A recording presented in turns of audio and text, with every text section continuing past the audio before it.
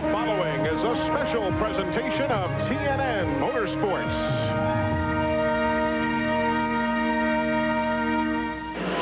Today in Loudon, New Hampshire, 2 NASCAR races and one man, Mike Stefanik, trying to grab all the headlines.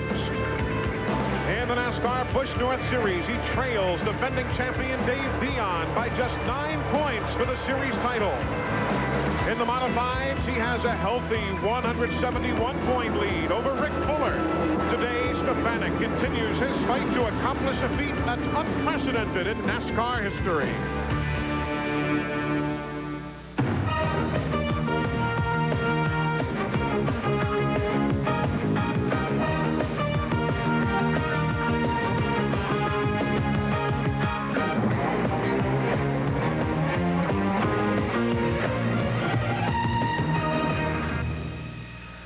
Normally, the fall of the year in New England means everybody's talking about the trees changing colors.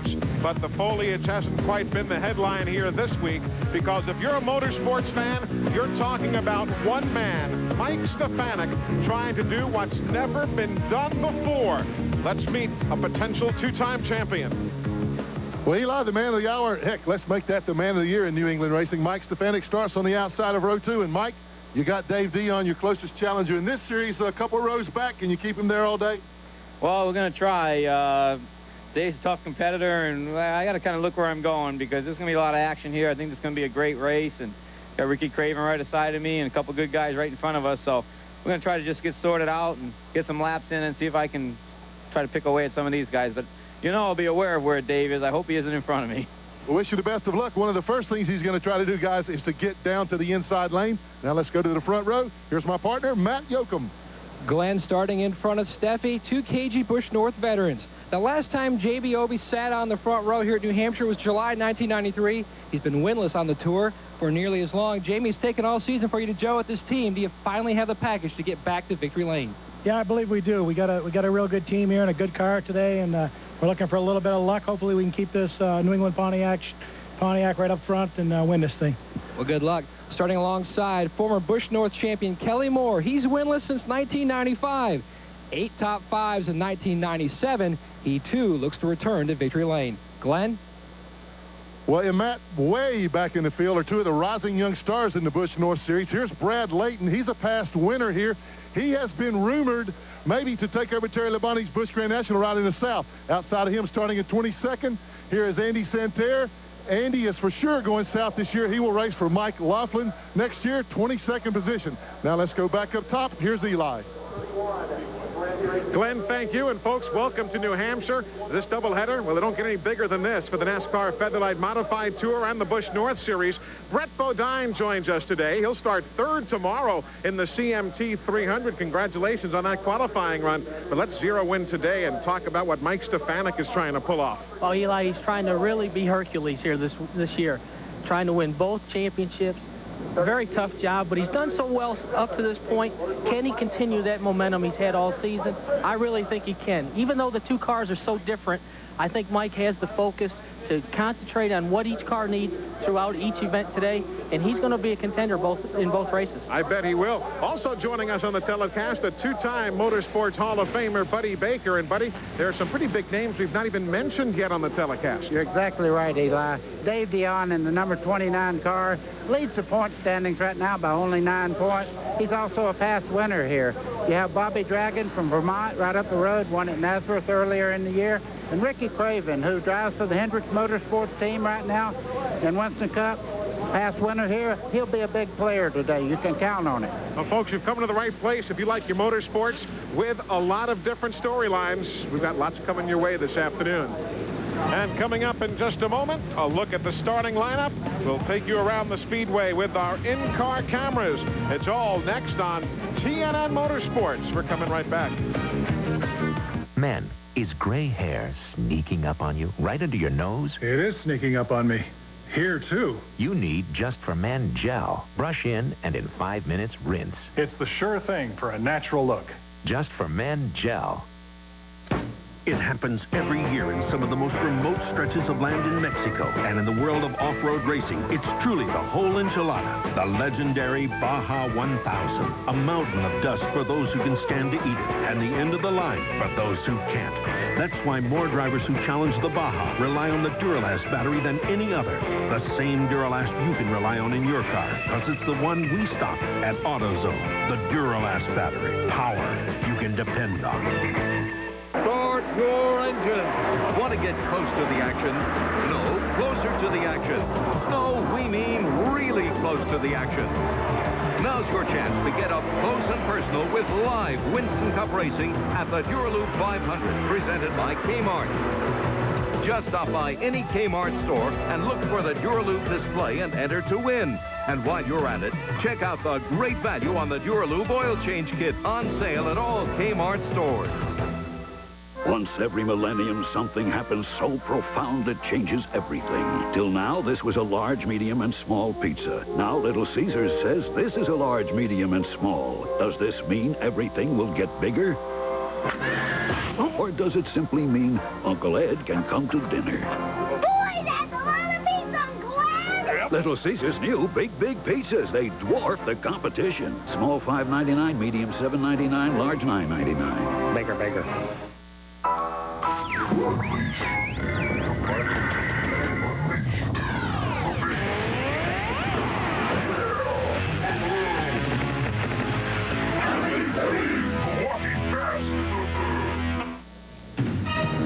TNN Motorsports live coverage of the CMT Twin 100s from New Hampshire International Speedway is brought to you by Just for Men, the leader in men's hair coloring. Cleanse away gray in 5 minutes. And by the more than 1,725 AutoZone stores across America. AutoZone, the best parts in auto parts.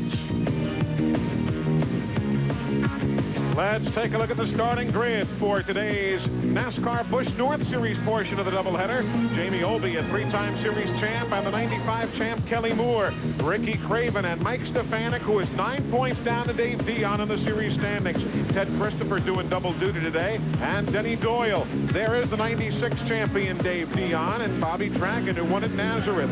Steve Honick and Pete Rondo, who was 7th earlier this year when we were here in New Hampshire. They'll make up row 5. Martin Truex won here in '94, and Jerry Marquis won here back in July. Rick Fuller, he's second on the Featherlite Modified Tour points. Herb Drug, he was 8th, and Thompson. There's cousin Eric Bodine, he starts in row number 8. And Franklin Butler is 5th race of the year. Wayne Anderson and Dale Quarterly in row number 9. Phil Rondo and Matt Hutter, he's in row number 10. You heard about Brad Layton earlier, and Tom Carey in a former Dale Shaw car. There's Andy Santerre. Tracy Gordon has already picked up Rookie of the Year honors here in 1997. That battle is done. Looking to row number 13, Tom Bowles and road racer Joe Pezza. From the Spencer family, there's Ed Spencer and John Cervone. Row number 15, Kim Baker, second at Watkins Glen, and a former American-Canadian Tour Rookie of the Year, Dennis Demers. Brad Bennett, he replaces Robbie Crouch in the number 6 car. And Brian Wall, he's got Steve Bird here helping him this weekend. Adam Friend and James Brown. He feels good about being in the field today. Dale Shaw visiting from the NASCAR Busch Series. He's the 94 champion, and Mike Gallo is here. Mike Olson and Jason Manafort. That's row number 19. Then on down, the remainder of the starters. Dean Crystal, Marshall Hurley. The veteran Stanley Stub Fadden, 4 wins and 181 starts in the series. Glenn Brio, Billy Penfold, and the V6 of Barney McRae. Still championing around in that V6, Brett. God bless him. It's tough to do. Yes, it is. Very under horsepower, particularly here at the racetrack as long as straightaways are here at New Hampshire. Wayne Anderson will be carrying cameras for us today as we head around the Speedway. Denny Doyle will be doing likewise for us in the number 30 machine. There's a look from his car. Tom Carey is approaching turn number 3. He'll have the in-car look for us. Mike Olson will as well. Brian Wall and Herb Drug in the number 90, all carrying cameras, and we're set to go racing. Green flag is in the air, the first of 100 laps for the NASCAR Busch North Series here in Loudon, New Hampshire.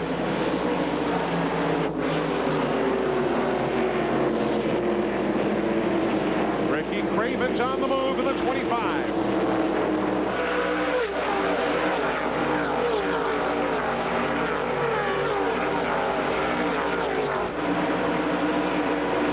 Everything's swapping up around the top spot, buddy, right off the bat. Yeah, you can see Ricky Craven in the red car there. He moved in the second as they started in turn 3 and made a nice pass going in through the corner there. But Jamie Obey shows the way, leading lap number 1 of the 100. 51 is Stefanik. He's battling with the 29, Dave Dion, on the track and for the title. What Mike Stefanik spoke of, he didn't want to happen, just did. Dave Dion drove by him on the inside. And, Buddy, they talked earlier about wanting to get to the inside lane. Mike Stefanik couldn't do it. He was trapped in the outside, and the inside lane is the premier spot here, man. You can see him hugging the inside of the racetrack, and the reason for that is they have a sealer around the bottom part of the racetrack, the black part of the track. As you can see, as they start into turn 1 there, just above there is the old surface, and it's very slick out there because of different things building up. Look at Ricky Craven trying to take the lead, Eli. Craven's in the 8, Jamie Obey in the 25. Pushing him is Kelly Moore in the 47. So a new leader here in New Hampshire. On lap number 3, Ricky Craven will take over the top spot, and that is to the delight of the New England fans. But here comes another Maine native. Kelly Moore doesn't get him at the stripe. And this is going to be a heck of a battle. Kelly Moore took advantage of Craven slipping up down there in the 3rd and 4th turn and just took that inside lane away from him coming off the turn. The 13 car there, Ted Christopher, also had the thought maybe he might want to try to make it 3 wide going in the corner. Wisely backed out. He's running 3rd and very comfortable right now. Christopher is one of 4 men doing double duty here today. He, along with Rick Fuller, Jerry Marquis, and Tom Bowles, running both ends of the doubleheader. Kelly Moore leading lap number 4. Everybody's down right on the bottom of the racetrack. That's where all the grip is. And as we see, Ricky Craven getting a better bite off of turn 2, and he's going to make a run at Kelly Moore going down the back straightaway. If he can get up to that door, it's easy to make the pass going in the corner. And the lower part of the racetrack is the preferred line. You can see Kelly Moore just gave way there. Meanwhile, middle of the field, there are some changes. Brad Layton in the 55 machine trying to work his way up. That's in 16th. You have Dale Quarterly in the 60. We're riding now with Wayne Anderson as well in car number 1. He's in 17th spot, and there he is to the inside of the 35 machine, number 35. That's Pete Rondeau.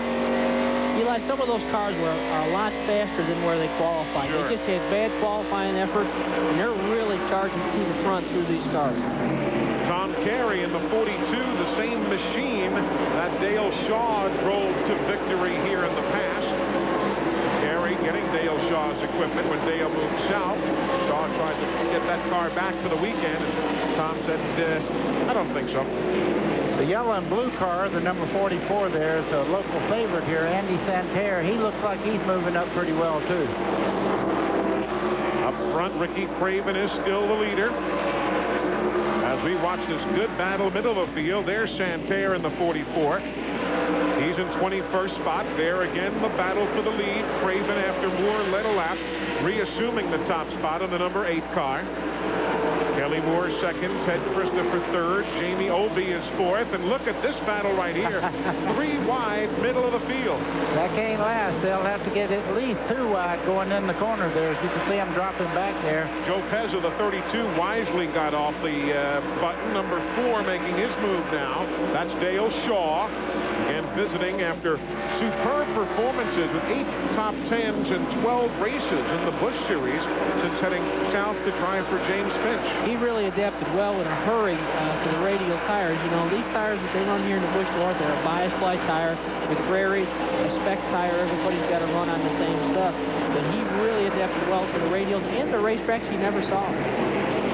Good thing about the tires they use for this tour is that McCreary tries to keep the dollar price relatively reasonable at $125 a copy, and they do use those on a regular basis on the NASCAR Busch North Series.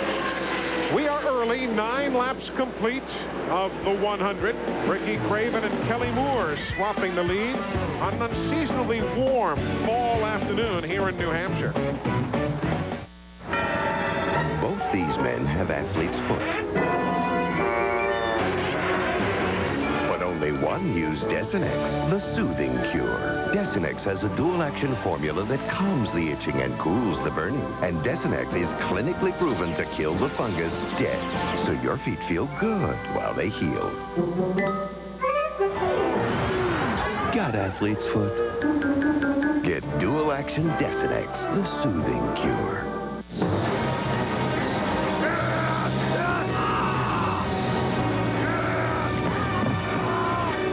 Hey, is that leather? That's right. This here's the new Subaru Outback Limited. Two sunroofs. Nice touch. I hear it has full-time all-wheel drive. Yeah. All's a turn better than a Blazer. Subaru Outback, the world's first sport utility wagon. You know, the wife and kids would really like one of those. The regal ostrich, plumed patron of the desert. He spins, he turns. He may soon become very, very dizzy. Reminds me of Motel 6. We're turning things around, too. All across America, we're renovating rooms at a dizzying pace. But just because we've added a few nice extras, you won't be sticking your neck out when it comes to the price. It's still the best of any national chain. The new Motel 6. We're a whole different bird.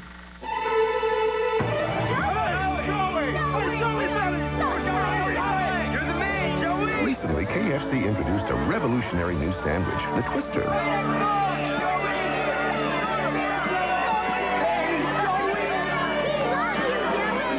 It's like a meal all wrapped up and ready to go.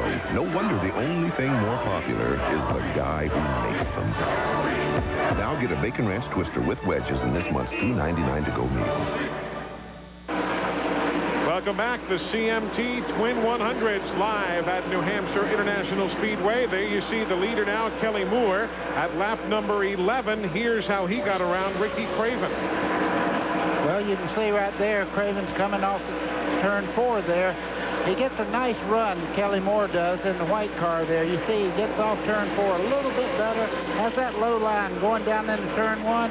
And it's just a matter of time when you have the preferred line going in the corner. You can see Craven turn back down, trying to get back up under him, but Moore was having nothing to do with it.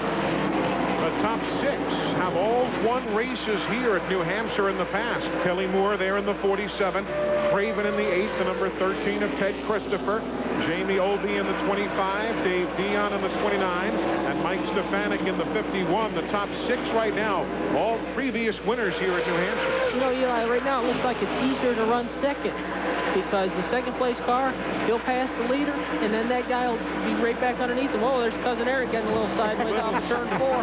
He tried to hang on to the quarterly machine there in the 60. Oh, and around they go. Around they go. The 99 Steve Hoddick getting together there with Cousin Eric. Tom Bowles makes an unscheduled pit stop, and we are under caution. All of this taking place at lap number 15 as Kelly Moore brings them back to the stripe, and kind of saw that one coming. Yeah, he sure did. You know, I think what happened there, I don't think Hoddick knew there were 3 deep. There was 2. I don't believe he knew there was 2 cars inside of him. He had quarterly on the apron. Exactly, and he went into the corner thinking he was in the second lane where he really needed to be in the third lane. Well, actually, when you go in there 3 wide like that, there's not really a choice. You're going to wreck if you stay out there, so you're trying to squeeze down and make the cars on the inside move over for you, and that's what happened. Just a big wreck. And there's the aftermath. Steve Hoddick getting together with Eric Bodine. They bring out the caution. Lap number 15, first caution of the day in New Hampshire. Get a tough case of athlete's foot, and you're benched. You get that itching, the cracking, the burning. That's when you want a medicine that acts tough. Boom! Tough Actin Tenactin. It cures even tough cases of athlete's foot. Get Tough Actin Tenactin. Lava Soap has been cleaning America's dirtiest hands for over 100 years, and now we're doing it a whole new way. Introducing Lava Liquid, the heavy-duty cleaning power of pumice in a convenient pump. New Lava Liquid, where America's dirtiest hands come clean. Quarter cable belt sanders are used by the world's foremost woodworkers. Our routers are found in fine cabinet shops everywhere. The frame saw is the lightest, most powerful circular saw available, and our cordless drills have power to spare. Fact is, Porter Cable builds the perfect tool for any woodworking project. And some projects that hardly involve wood at all. Porter Cable Power Tools when you're truly passionate about your work. TNN Motorsports live coverage of the CMT Twin 100 from New Hampshire International Speedway is being brought to you by Porter Cable Professional Power Tools for when you're truly passionate about your work.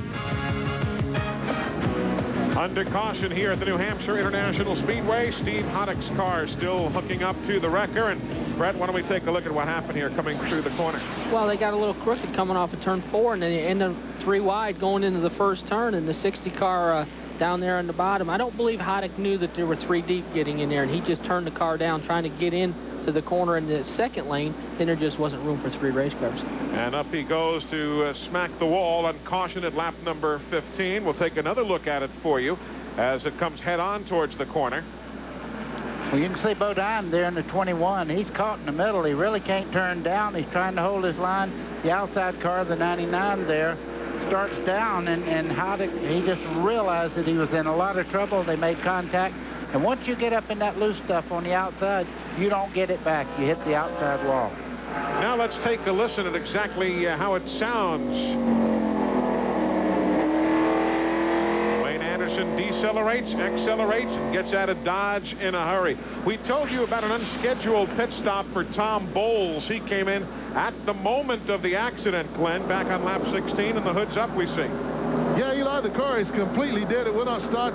They have tried both ignition boxes. They do have a spare, and it just simply won't start. When the caution came out, Tommy was on pit road. He wisely went on around, came on through that time, came back in so he could stop under caution. But when he came through this time, the car was not running and will not fire. Let's go further down pit road. Here's Matt.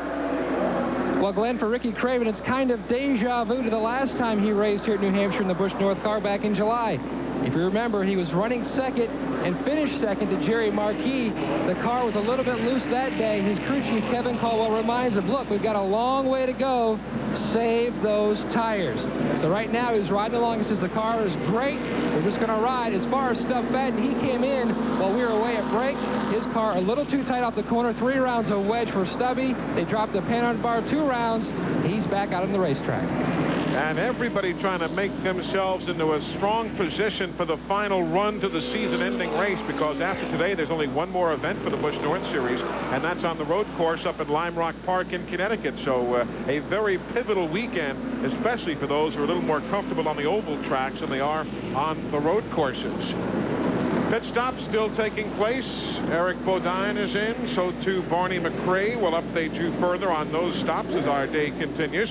Don't forget, coming up at 6 o'clock tonight, NASCAR Garage on the air right here on TNN Motorsports. You can check out what all the leading motorsports publications are calling one of the best shows on racing. So tune in later today at a special time. Notice that, 6 o'clock Eastern this evening, NASCAR Garage right here on TNN Motorsports. With Buddy Baker, Brett Bodine, Glenn Jarrett, and Matt Yoakum. I'm Eli Gold. The field getting the 1-to-go signal from Billy Ryder. We'll be going racing here in just another lap or so. Talk about the progression of your cousin, Eric Bodine. You mentioned he was involved there in that shunt a couple of times, but where is he now as far as the direct? Oh, look at that. We'll get back to Eric in a second, but Brett, do you have that air freshener in your car, too? No, I don't, Eli.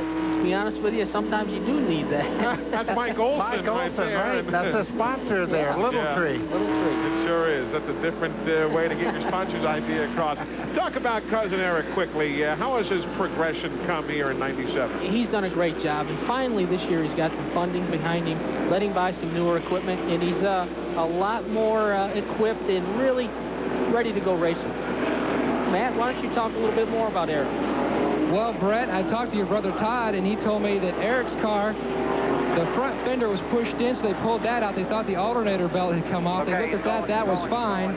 So they made just a little bit of adjustments on the fender, and he's back out there. They also topped it off because they are very close on fuel, whether they can go the entire distance. So precautionary measures, they topped it off. And now on the green, the lead machine sneak quickly to the inside, and here goes Ted Christopher as he now works himself through traffic. He's in the white number 13.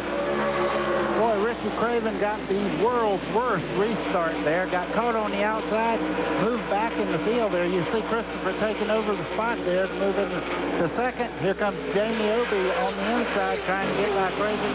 I tell you what, when you miss it on the start, that's what happens. He dropped 4 positions there. You got Obie in that black 25, then Craven, then Dion in the 29, followed by Stefanik in the 51. And here he comes now with the 30 right behind him. Was that a good run? Denny Doyle. There's Obie trying to make a run on Christopher going down into turn 3. He's got the inside lane. Whoa! old Ricky had to be on his toes there and jack on the brakes to keep from running in the back of Ted Christopher, who wanted to get back on that inside lane, and here he comes right back on the inside of Obie. Well, he's got him now. The one thing Craven will do is move right in there, close that spot up, and take the spot away from Jamie Obie as they go through turn 2. Let's see if Jamie can get in. Nope. Dave Dion quickly closes the spot in the 29.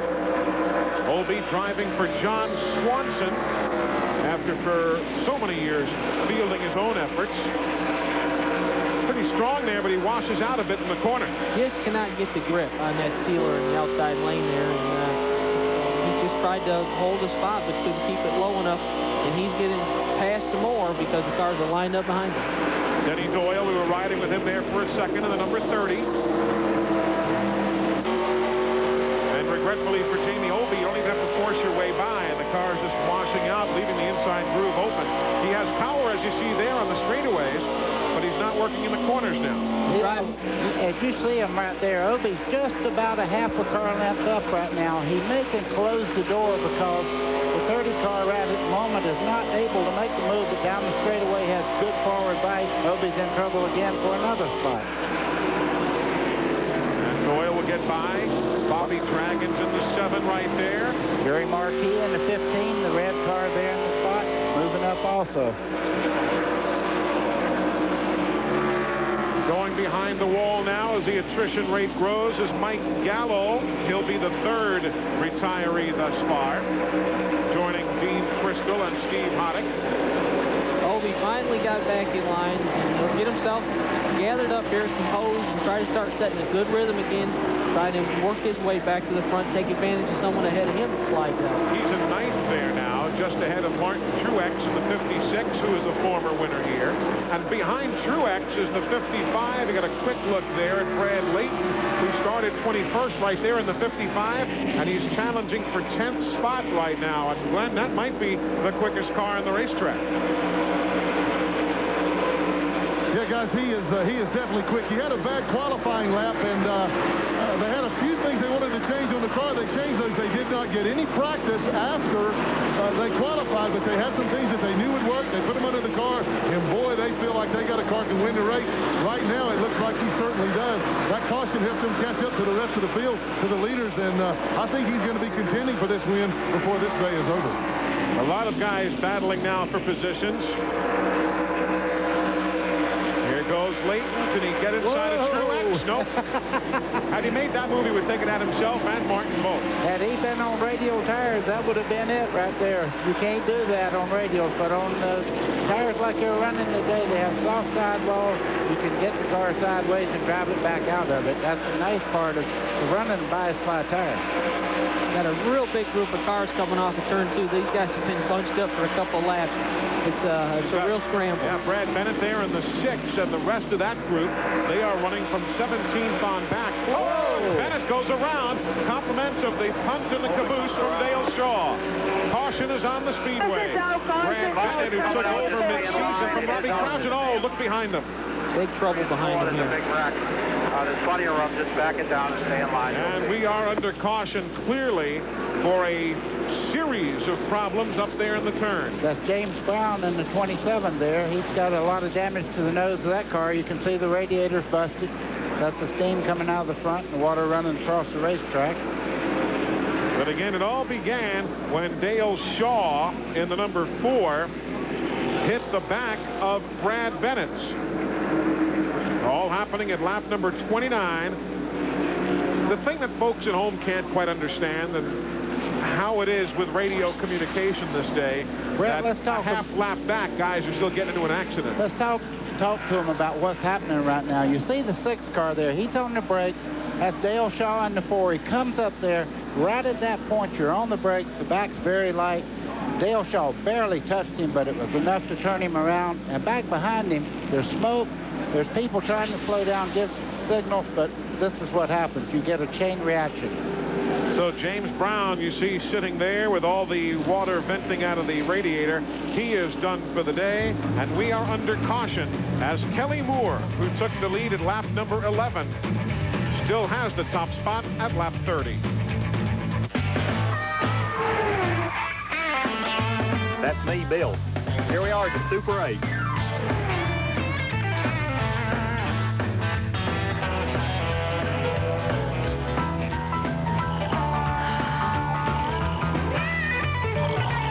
Next time I'll get 2 rooms.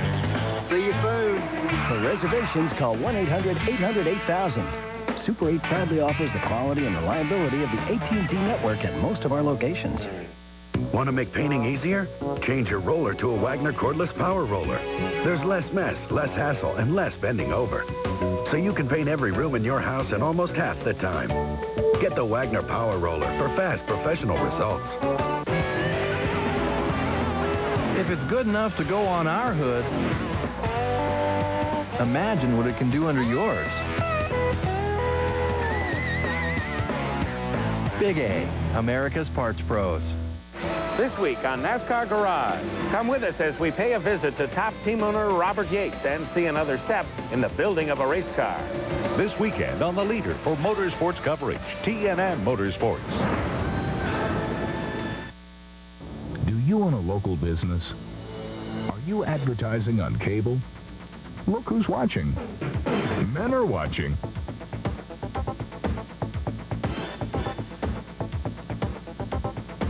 Women are watching. Everyone's watching. Your customers are watching cable. Reach them. I will not rest until I have you holding a Coke, wearing your own shoe, playing a Sega game featuring you, and I will not sleep until that happens. You've heard his name. You know his face. Now you can bring him home on pay-per-view. Tom Cruise is Jerry Maguire. Just order the movie and find out how you can get 15 days of free internet access and a free software package from Earthlink Network, plus a collectible water bottle. So set your sights on the stars with Jerry Maguire on pay-per-view.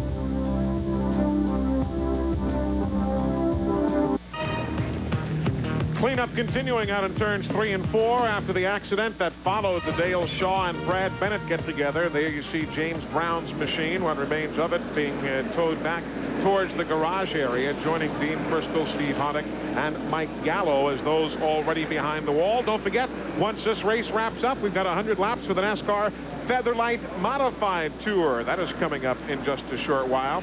The stop-and-go paddle is out green for those who are making their pit stops. And let's take another look at exactly what triggered things out there in the corner. Okay, Brad Bennett in the 6th there. He goes down in the corner. Just behind him, Dale Shaw, and the 4 car comes right up behind him.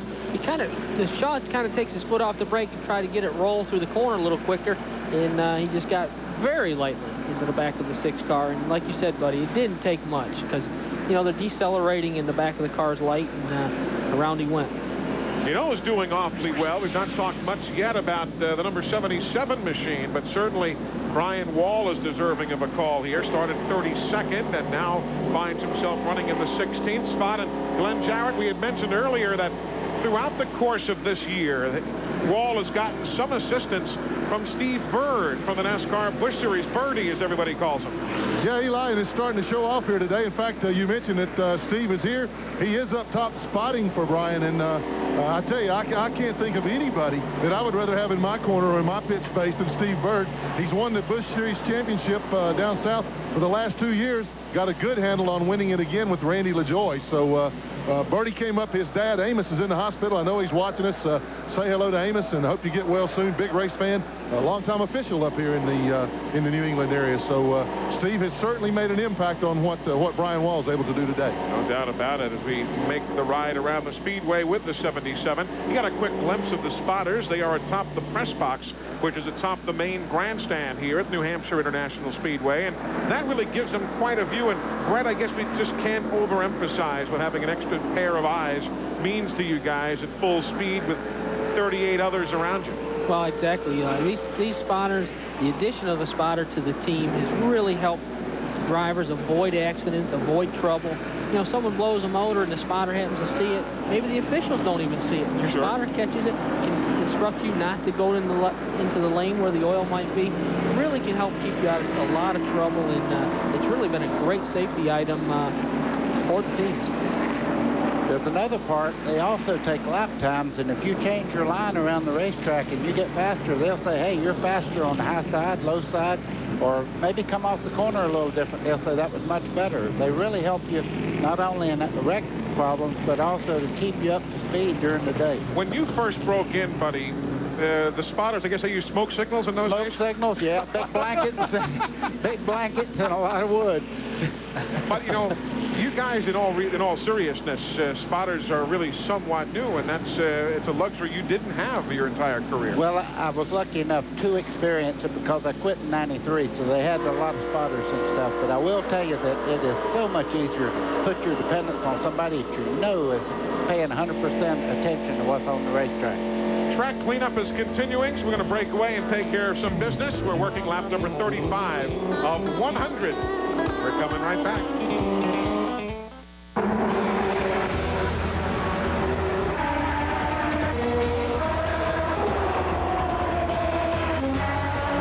Hold it, Harry. You know you can't use Duraloop fuel treatment in your Indy car. It's an unfair advantage.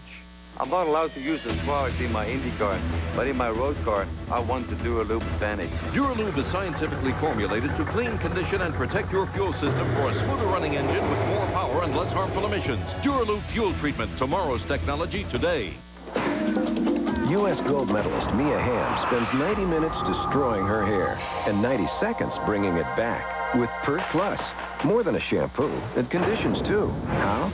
As you shampoo, the conditioners stay suspended.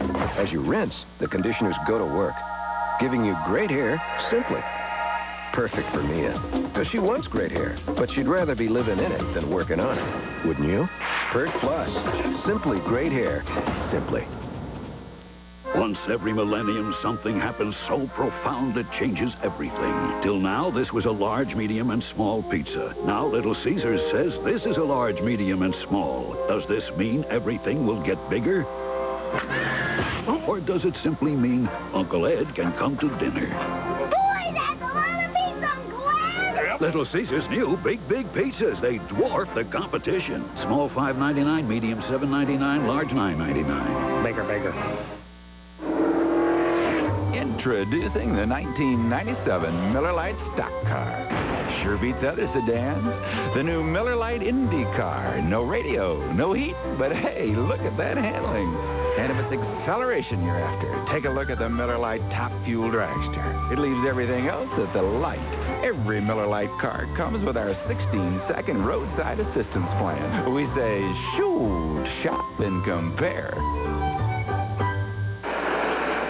The green flag having flown just a half lap ago. Kelly Moore is the leader. Here's the battle for second. Ricky Craven in the 8th, trying to grab it away from Ted Christopher, and he does. Well, he got a great run off that second turn, buddy, and just drove it down in the third turn real hard to get by. Well, if he's saving tires, he's not letting anybody but himself know it, because he's making a move now to take the lead on the inside there. Kelly Moore on the outside in the white car has no choice but to let him go. Ted Christopher in the 13 also making a move to try to take second place away. So it'll swap around here at lap number 38. Craven led lap 3, led lap 5 through lap 10, and Ricky again in the top spot here at 38. We told you Tom Bowles had had a series of problems earlier, and Glenn, I see the car behind the wall. Watch up. Yeah, they're pushing it back now, Eli, and Tommy's out of the car standing here. This is the last place he wanted to be. Tom, what happened? Looks like the primary ignition system gave out about 20 laps, 10-15 laps into the race. We switched over to secondary ignition system, and that was going good for a little while, but then that shut down, and the guy tried to put some other ignition system in, but he must have shorted out some wires inside the car, so we're just out of business. I hit it for Christian Snowplows. They came on board for this week, and we were hoping to show good on TNN for them, but hey, these things happen at racing, and what we're going to do, go home and start over and come back next week. And at least he did get Fisher Snowplow's name on TNN today. He did just that, as Tom will be in the modified event in a short while. You see the 55, Brad Layton, losing to both Quarterly in the 60 and Denny Doyle in the 30. Could have lost a whole lot more than that, buddy. I'm telling you, anybody but him. I think this guy has great car control. He was completely sideways. He's looking out the right door to go straight just then. That car was completely sideways coming off turn 4. He stood in the gas and got it back straight. Rookie of the year in this Busch North Series a year ago. A year before that, in '95, he was the champion of the American-Canadian Tour. Take a look at this again, Brett. You can appreciate what Layton was trying to hang on to here. Well, he got a little help from behind from the 60 car and just caught the car wonderfully. Got it sideways again, stayed in the throttle, and just kept it out of the fence. He did a great job. Do you try and drive through that, or are you just praying at that point? Well, on a bias tire, you can get in the throttle and save it. With a radial, you're just going to have to steer into it, and hopefully it doesn't slide into it. That's Dave Quarterly, the 60 car. He's giving everybody a little peck when he gets to them there. But you know what? He's going to run into somebody just as determined in just a second here. Dale Quarterly, of course, a many-time champion on the motorcycles. He was a two-wheeler for so many years. Then got the sponsorship from Ocean Spray that Dale Shaw used to ride with. And let's see what he does here with Bobby Dragon. Well, his car's working. Yeah, he did it again. And again. And again. And he's still there. He's not making friends today, I can guarantee you that. But he's getting the job done. He's going right to the front. He's going to move in the 8th spot now as he gets around Dragon and lets Layton come with him in the 55. Well, just 2 laps to go. Brad Layton got a little assist down there, and you see right now he is really whacking him as they go down the back straightaway. Let's see what happens here. This is right now 9th and 10th spot. Dale Quarterly and the 55 of Layton. Quarterly's car's really working well from the center of the corner out. He's rolling through the center real well. He can jump back in the throttle. I think Layton's going to have a hard time hanging with him. We're watching these two gentlemen battle here for 8th and 9th spot right now. We've not forgotten about the battle for the championship. Dave Dion in the 4th spot in car 29. Stefanik right behind him in number 51. They're 4th and 5th.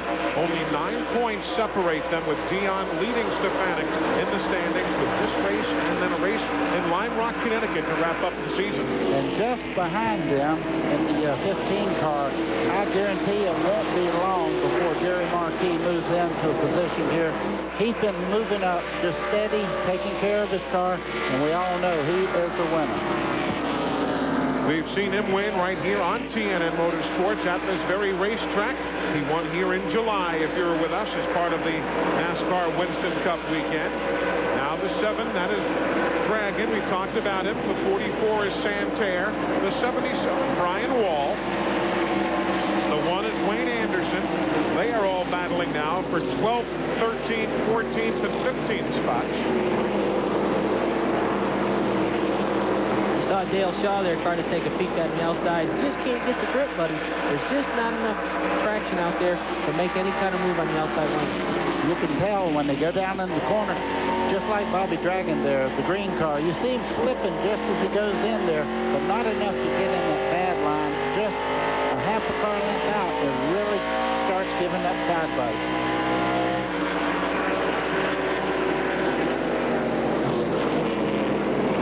That's Brian Wall. He's working all over the box back of Bobby Dragon. He's done a great job today. Riding with Wall. Very talented youngster. We talked about him earlier. There's Anderson in the number 1 car right behind. Working lap 48, just 52 to go. This race going by in a hurry. Oh, a little smoke there from Wall's machine. You see that as he went through the corner? That's out of the left side of the car, but it looks like it might be in the gear section part of the car there. And we won't speculate because we certainly don't know from up here what it is. But you can see smoke coming out of the 77 car as he heads down in the corner. And it's also down the straightaway, so he's got a problem there. And they've got the black flag out for him now as he comes off turn number 4. And Billy Ryder gives him the black flag. You see it right there. Glenn, what's the fuel situation? We're halfway home. Any of the front runners figuring they're going to have to stop? No, Eli. I checked with them in that last caution, and everybody said they're good to go. So the situation is, if we're halfway there, they better not have burned more than half of their fuel, because none of them are planning on stopping. We're going to work our way down to Brian Wall's pit right now, see if we can find out what the problem is. He just got the black flag, so we'll see if we can find out what it is and report back. And there's Stefanik looking on the inside of Dave Dion, getting down into turn 1. With Terry Marcotte coming right up under as Dion moves out to the outside. That's 4th place. Give Marcotte 5th. Move Dion back to 6th that quickly. That's how quickly it's swapped around there. Stefanik and Marcotte now side by side.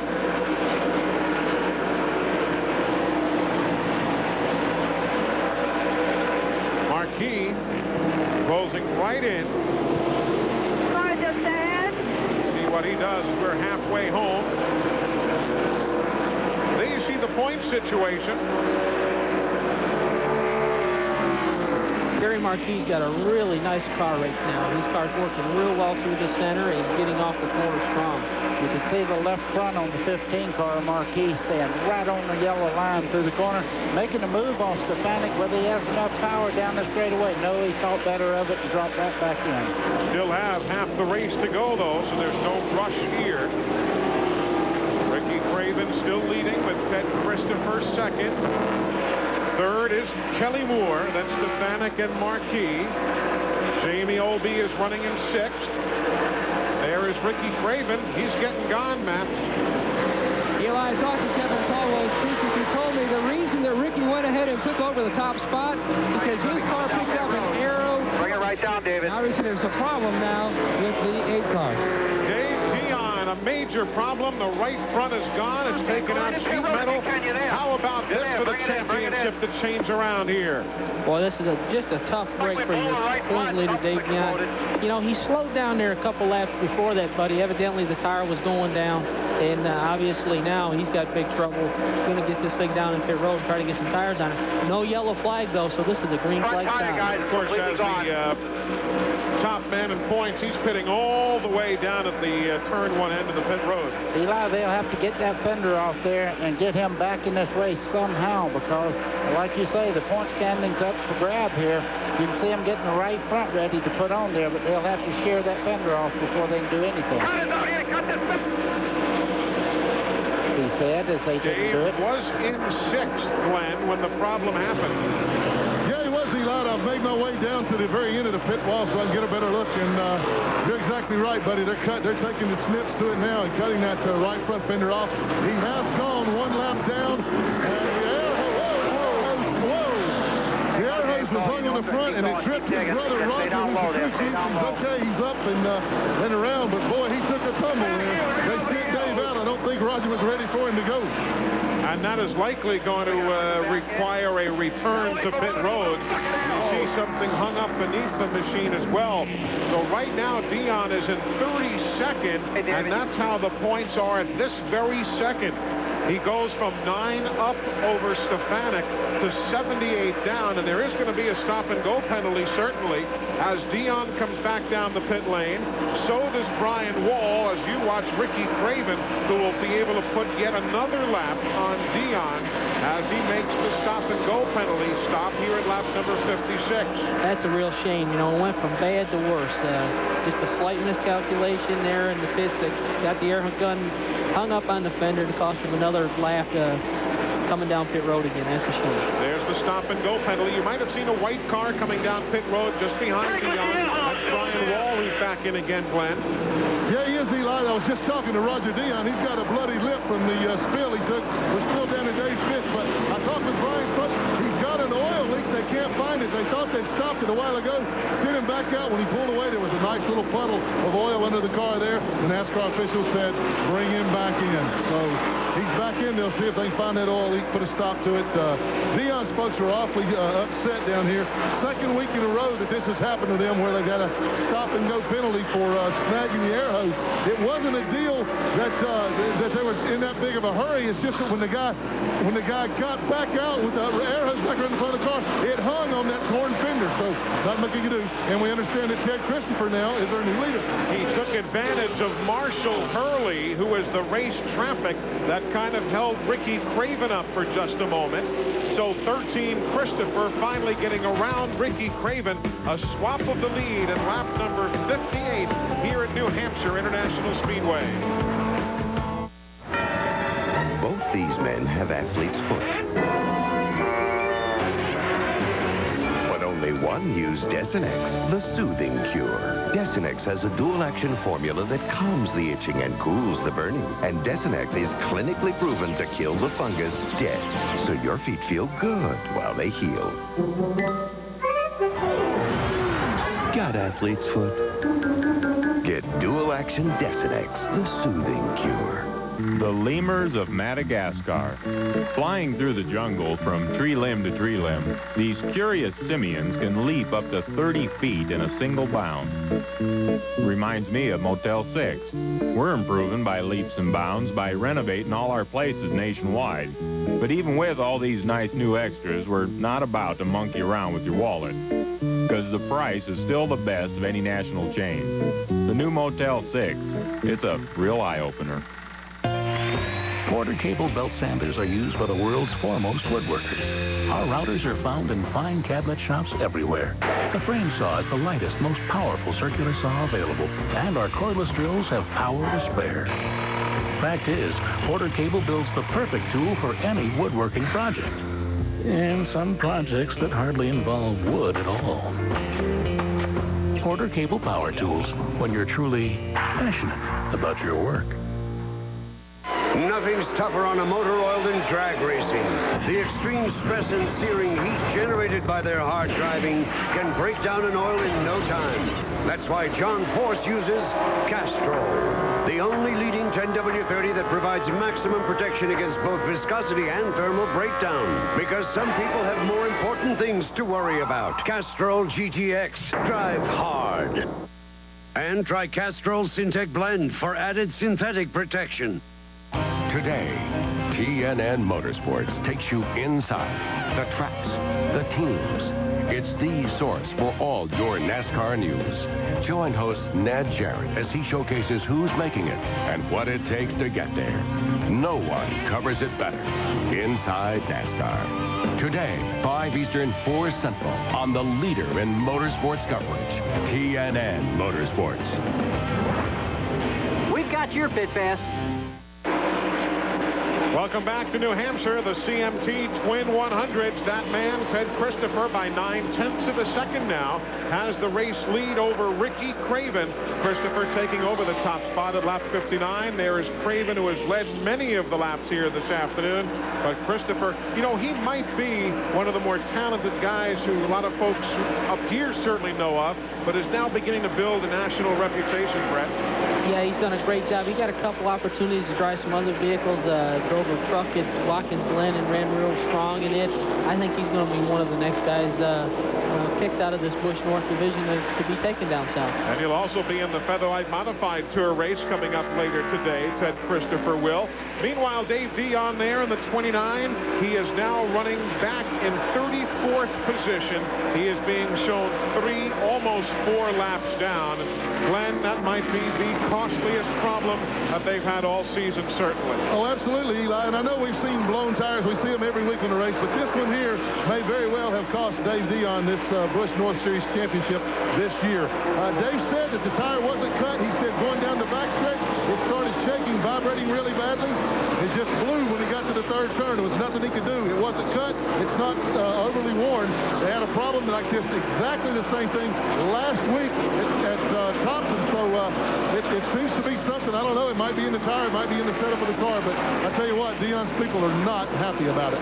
So there you see the numbers now. Dion is 90 down after being 9 points up when the afternoon began. Meanwhile, while we were gone, Herb Drug had a problem on the Speedway. Watch this for the number 90 machine.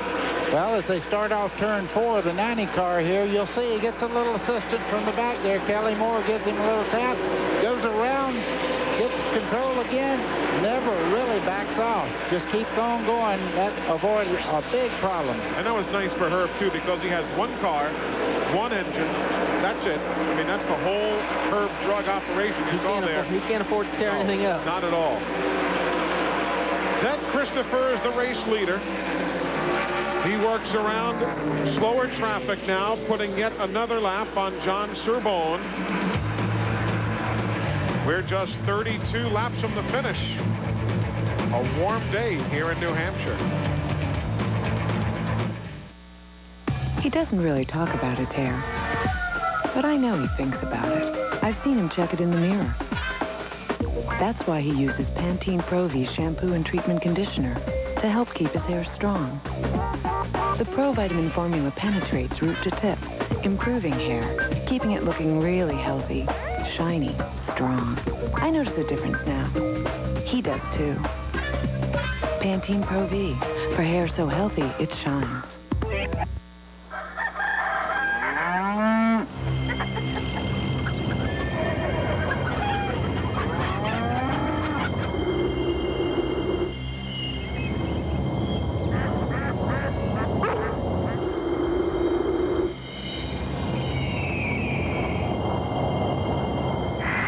Adjustable rear suspension, 600cc, fully automatic transmission. Grizzly by Yamaha, the ultimate ATV. Back with you at the New Hampshire International Speedway. Ricky Craven has taken what had been a 9/10 of a second deficit and has whittled it down to what you see there. 13, Ted Christopher is the race leader. Ricky Craven in the number 8 running second. Kelly Moore is third. Mike Stefanik is fourth. Jerry Marquis is now fifth. Closing in on him is Brad Layton, who is running in sixth spot now. Jamie Obey is seventh. Dale Quarterly is eighth. Andy Santerre is ninth. And Denny Doyle is now in the 10th spot. 11th is Bobby Dragon. Martin Truex is 12th. Wayne Anderson now running in the 13th spot. And Rick Fuller is 14th. Rounding out the top 15, Dennis Demers.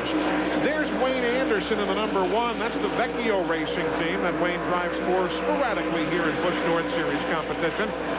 Mostly, though, Matt Yoakum, we see him on the Slim Jim All-Pro Tour. That's correct, Eli. Florida's Wayne Anderson, because not to be confused with Wayne Anderson is the modified champion up in the Northeast. Wayne Anderson from Wildwood, Florida, told me this morning his game plan today is ride and log miles. He says, I don't have a lot of seat time here. I'm going to latch on to the bumper on any veteran I see. He's latched down to the back of Martin Truex's 51 car for the last 25 laps, logging miles, building 13. His name has been circulated around the truck and Busch Series as a possible driver next season. He's done some testing for a couple of Busch and truck teams, and he hopes next year to be running an entire schedule in one of those 2 NASCAR series. There's another fellow, Matt Hutter, whose name has been circulated for future driving opportunities as well, but he slowed and went way high towards the wall in turn 3. He's just coasting on around. Let's see what happened to him. Well, he hit the wall coming off turn 2 pretty hard. You can see right there, bam, into the outside wall. Number 39, Matt Hutter, hard into the wall. But it did not bring out a caution, but it will cause an unscheduled pit stop at lap 74, just 26 laps from the finish. Now Ted Christopher having to work some race traffic, works around Eric Bodine. Yeah, that stop by Eric early in the race really cost him. Lost a lot of track position, and the leaders were able to come up behind him, and now he's putting the lap down. There's ongoing problems for Brian Wall. We talked about the oil system leaking he had earlier, and they haven't been able to really diagnose the problem. And he's now limping on around towards the pit area. Meanwhile, Mike Stefanik Well, before we get to Mike, how about a spin right there? Rick Fuller, who is doing double duty here today. He'll be in the Featherlite Modified Tour race later. He spins at lap number 75, and caution is on the Speedway. Rick Fuller bringing out the third caution flag of the afternoon. A very slow spin off turn number 4. He made contact with the safety barrier there at the end of the pit wall, and I don't know if he's going to get his car refired. No, it looks like he's going to get out. Yeah, the window net is down, and Rick Fuller now will begin looking ahead towards the Featherlite Modified Tour race, where he is second in points, and that is an awfully good year. Let's take a look at what happened to Fuller. We just caught the tail end of it moments ago. Let's see if we can pick up the problem. Coming off of turn 4. Looks like a little contact from behind, but I think the slow car on the inside there, the 05, caused a little chain reaction problem and hard contact into the end of the wall. Dennis Demers was right behind him there, and the number 86 machine, Barney McRae, is in the 5. This close quarters racing. Sure is, and the guys behind did a great job not getting involved in that. Look at that cushion barrier do its work. The right front of that car hit very hard going in there. He was lucky to have that barrier. So Rick Fuller walking towards the Modified Series garage area. And Billy Ryder shows him the caution with 23 laps to go.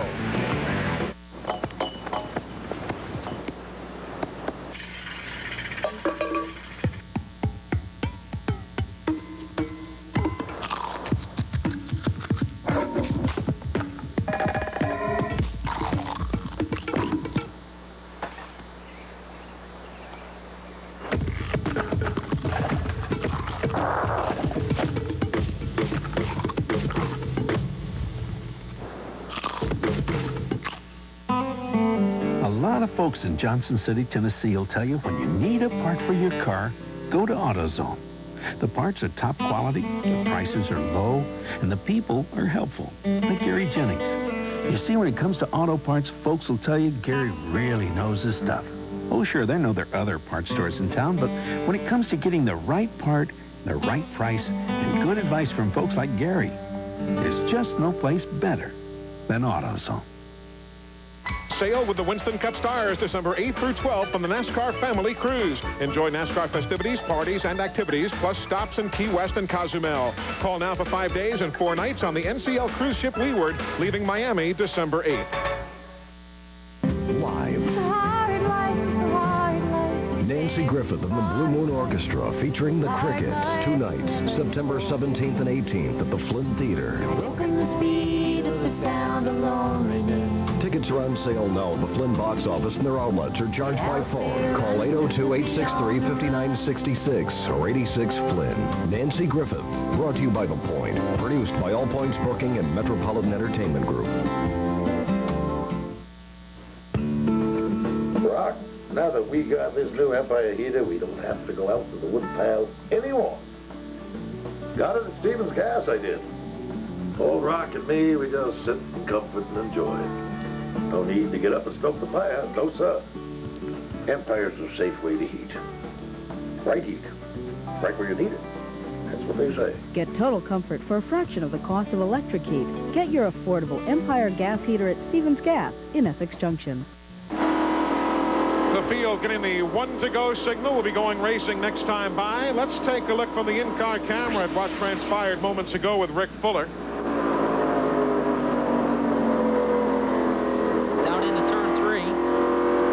Ahead there, a little traffic getting together and nothing but smoke. That is exactly what it looks like. You guys can't see a thing. Matt, you've caught up with Rick Fuller, I see.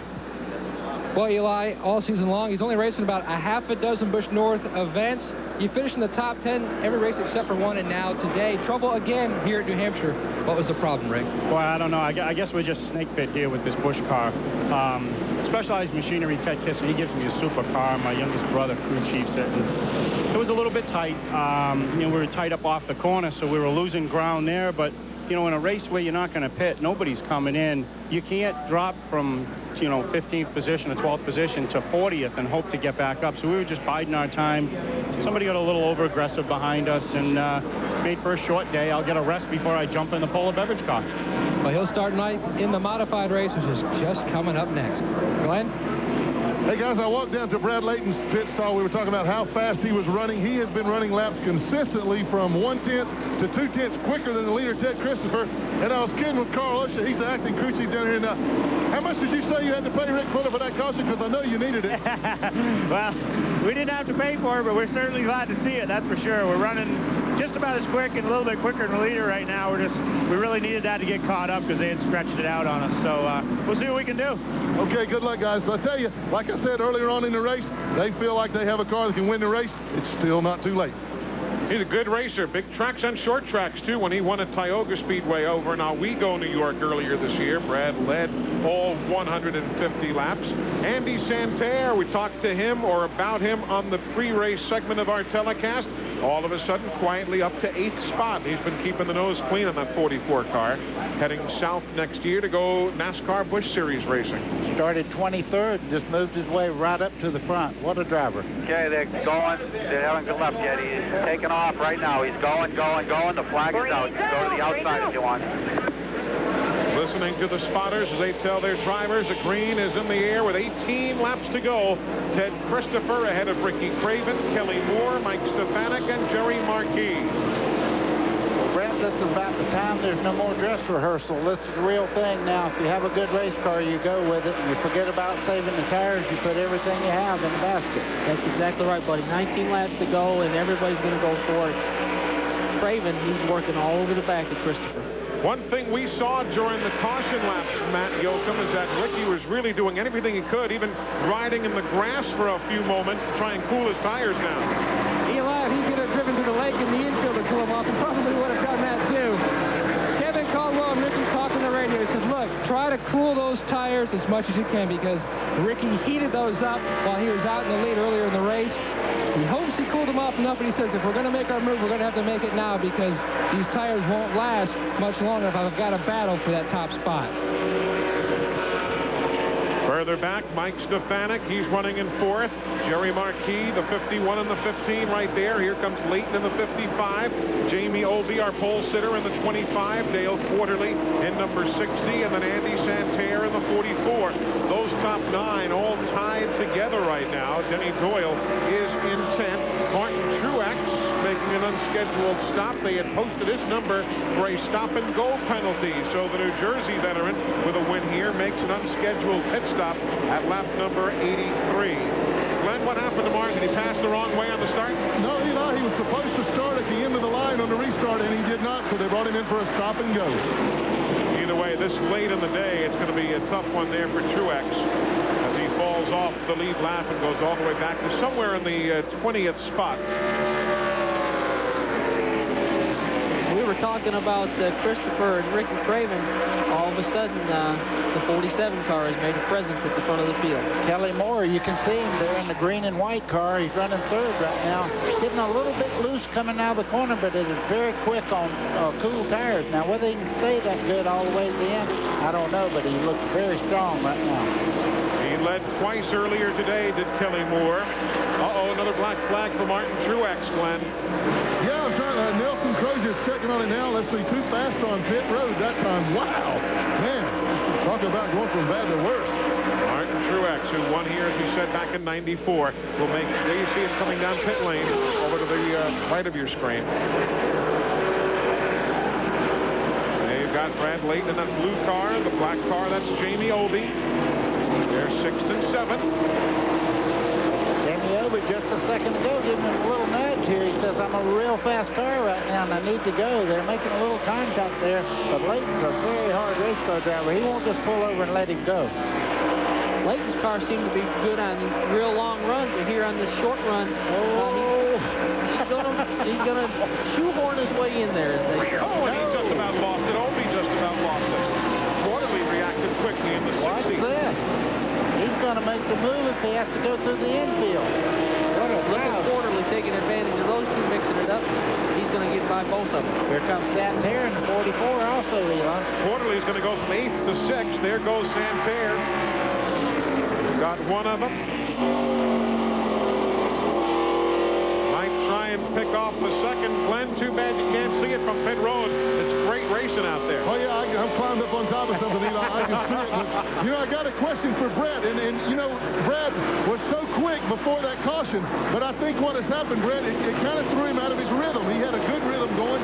He was making good laps faster than the leader. And on that restart, everybody bunched up around him. I think he just got out of his rhythm. That's exactly what happens, Glenn. You know, you lose track of what was making you fast and where to run the car. And now he's got to deal with lap traffic or, you know, traffic for position, and he can't run the car where it was fast. So now he's just losing time, and sometimes he overdrives the car trying to make up for it. Oh, here we go, down into turn one. This is 8th and 9th spots being contested. Just ahead of Denny Doyle, with whom we're riding right now. Doyle's been a very solid 10th all day.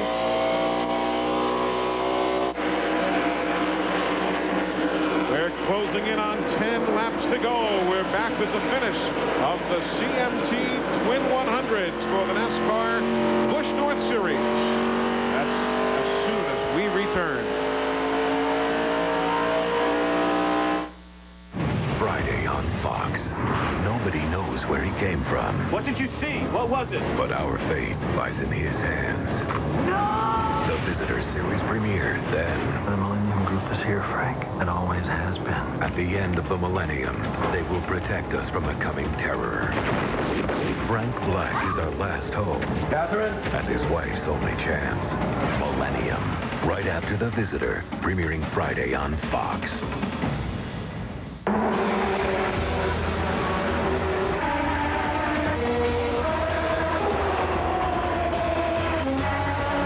Hold it, Harry. You know you can't use Duraloop fuel treatment in your Indy car. It's an unfair advantage. I'm not allowed to use this product in my Indy car, but in my road car, I want the Duraloop advantage. Duraloop is scientifically formulated to clean, condition, and protect your fuel system for a smoother running engine with more power and less harmful emissions. Duraloop fuel treatment, tomorrow's technology today.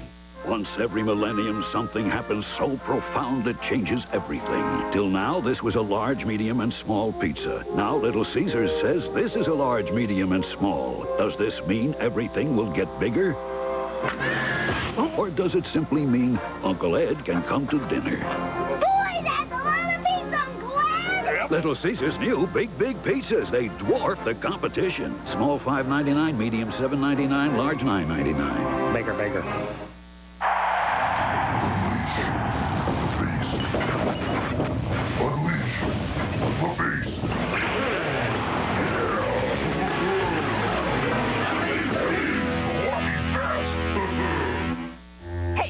Is that? Yeah, it's my new Wagner power painter. Can you edge with it? Yeah, like this. In fact, it'll take care of just about any project you've been meaning to do. Why am I painting this by hand? Get a Wagner. Well, we're down to the final 6 laps. Kelly Moore in the 47, having gotten around Ricky Craven for the second spot, has now relentlessly chased down Ted Christopher. And that's the battle everybody is watching here. That's the battle for the lead. You can see Kelly Moore in the 47 there can get down in the corner very well. But it looks like Ted Christopher is really taking care of his car. You see right there, Kelly Moore's car is quick as he starts off turn 4, meaning the car is beginning to loosen up a little bit.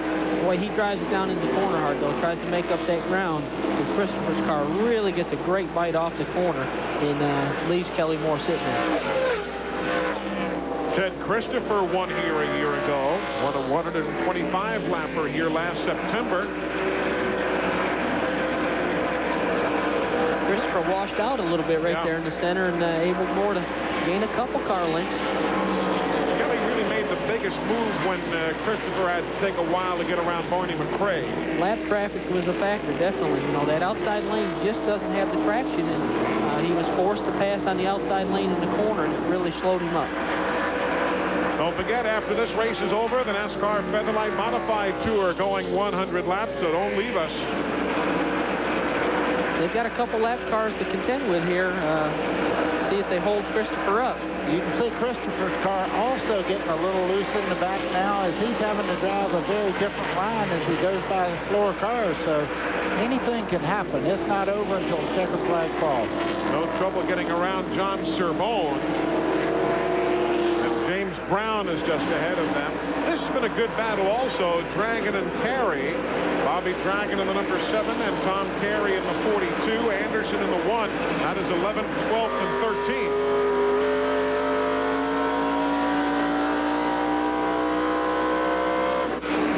Meanwhile, everybody waiting and watching to see what happens in this battle and what happens with a couple of laps to go among the race leaders right there, Ted Christopher and Kelly Moore. Christopher's just able to get off the corner strong enough and fast enough to keep Kelly Moore those 4 or 5 car lengths behind him. I think that has a lot to do with his ability to adjust to the modifieds. The modifieds is all car control, so he's very used to taking care of his race car and tires at the same time. There's a quick look at Mike Stefanik in the 51. He's running 4th ahead of Jerry Marquis in 5th. White flag is in the air for Ted Christopher, trying to put together his 2nd win of 1997 on the Busch North Series, and what would be his 3rd career Busch North Series win.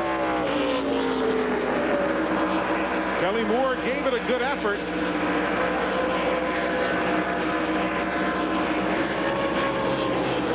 Ted Christopher, who'll start 8th in the modified event, wins here in the CMT 100 for the NASCAR Busch North Series.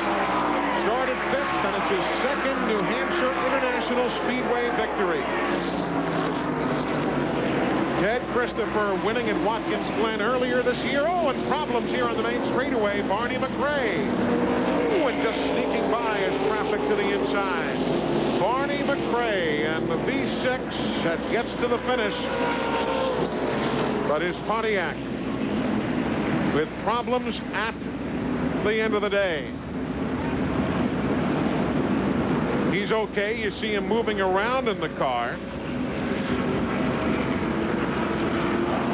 But Barney McRae wrecking here at the conclusion. Ted Christopher takes home the victory. Let's take a look at exactly what happened here on Barney McRae's problems. Well, you know, everybody's trying to get every spot they can coming down to the finish. That's Barney there way inside in the green and white.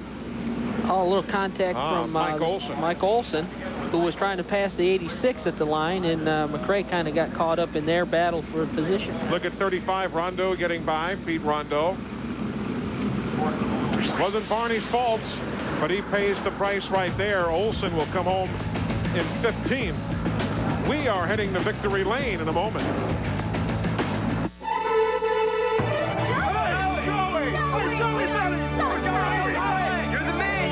Recently, KFC introduced a revolutionary new sandwich, the Twister.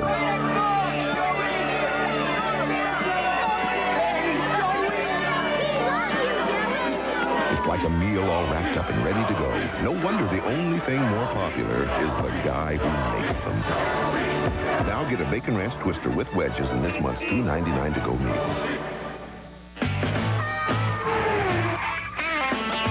That's me, Bill. Here we are at the Super 8.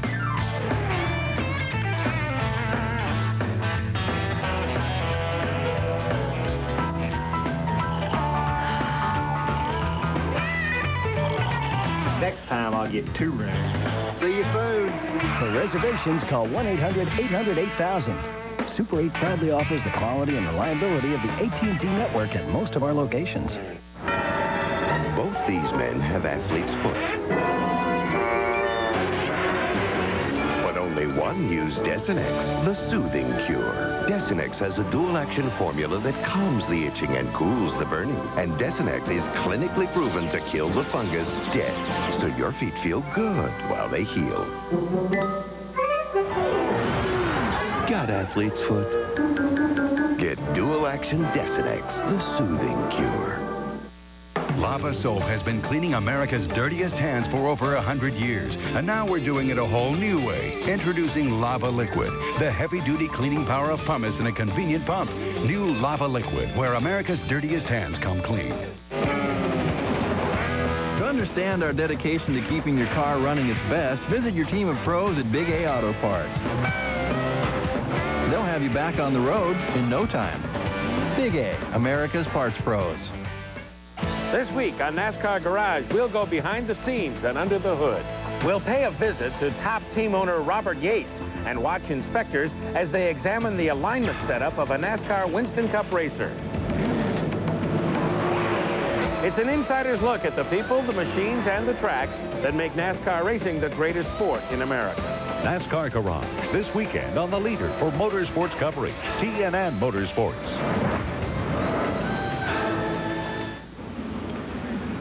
Victory Lane is our next stop for the CMT Twin 100s. Ted Christopher is already there, Glenn. As Ted Christopher climbs out, I'm not going to get too close because last year when you won, you dove on me, man. Congratulations, but you had a mirror full there all the way. Yeah, when you race Ricky Craven, you know, he's in Winston Cup. He ran a lot of races here, won a lot of races. I followed him in the middle stages there and watched the way he was running his line, and sort of was like saving my tires too. And I knew we had a little bit better car off, and I was catching him a little bit each time, and the lap cars sort of played into my favor on that deal, and then later on they almost played into Kelly's favor. It was pretty tough with lap cars, but yeah, he ran me real clean. Kelly ran me clean. It's a good win for Les Care Kitchens, Wayland Engineering, Primar, and M&T Enterprises.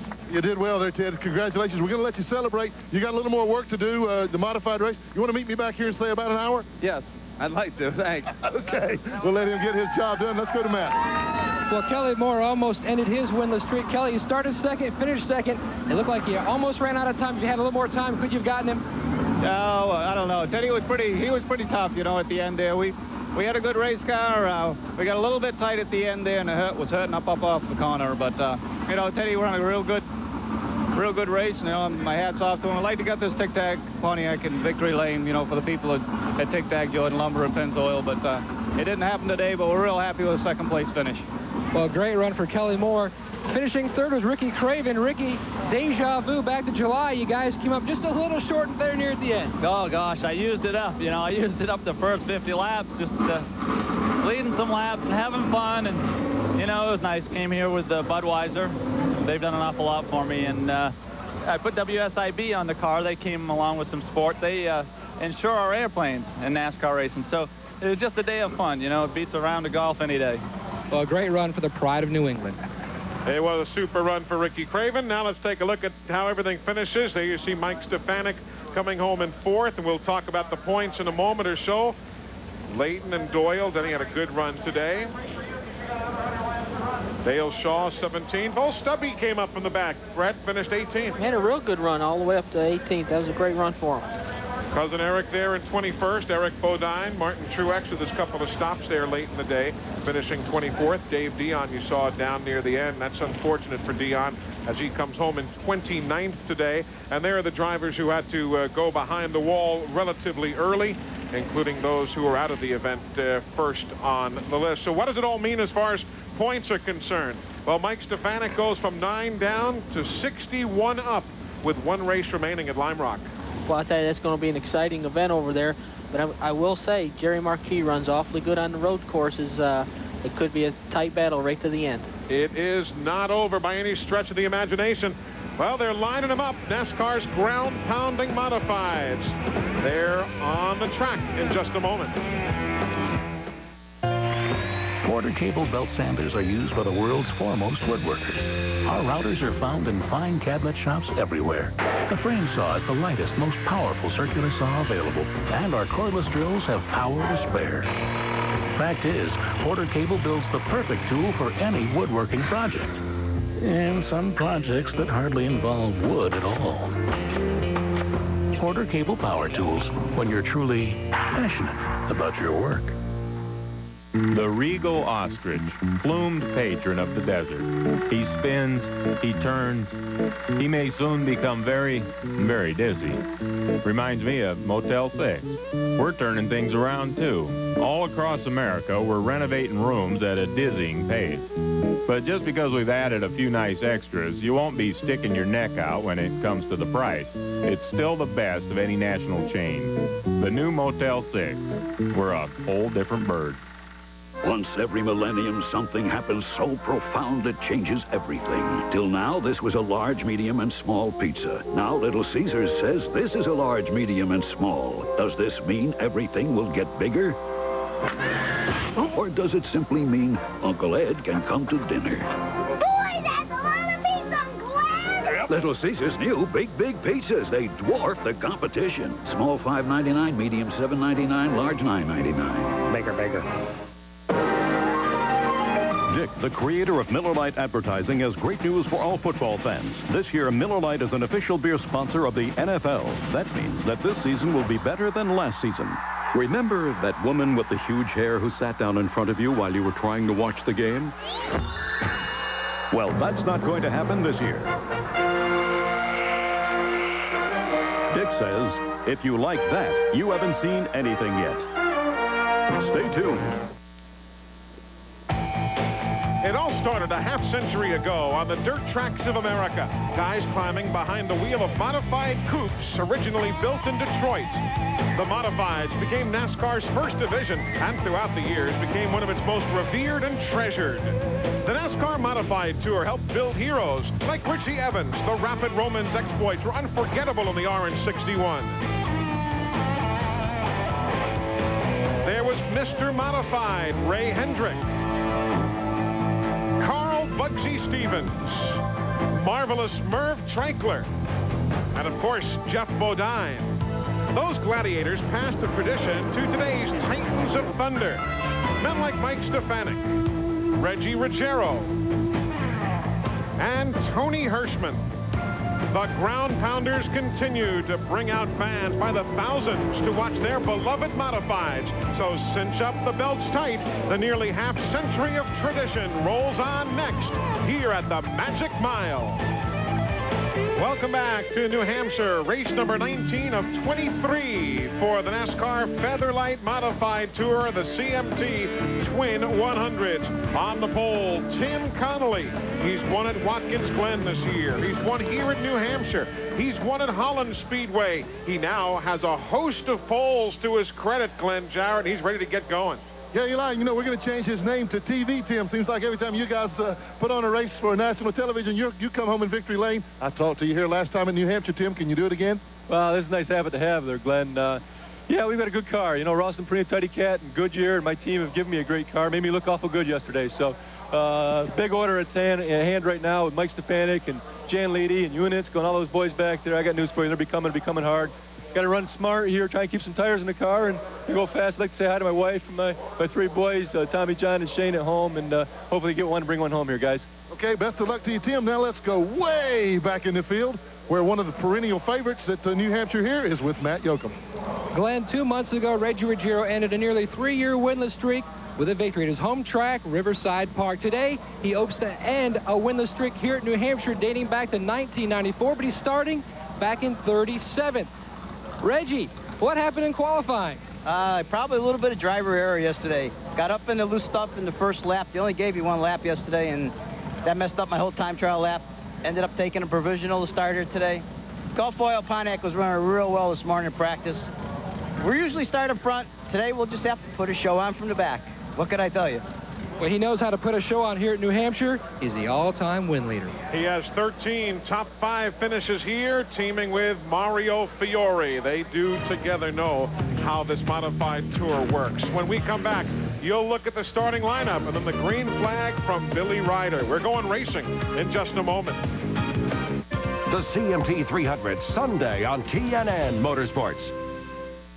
ExperienceCountry.com, your personal source for all things country, from race cars to country stars. Connect to Country.com. Ordinary classified ads can be a maze of black and white confusion. One description blurring into the next. Telephone numbers, prices. It's almost impossible to imagine something you can't even see. So give your imagination a rest. Tune in to the Showplace Network and experience advertising on local television with the impact and appeal of sight, sound, and living color. You can't imagine a better way to buy or sell. So show it, say it, and sell it with media partners on the Showplace Network. Oscar De La Hoya, Hector Macho Camacho. Youth or experience, power or skill, focus or fire. Two champions, one belt. Opposites attack. De La Hoya versus Camacho. Presented by Caesar's Palace. Live on pay-per-view.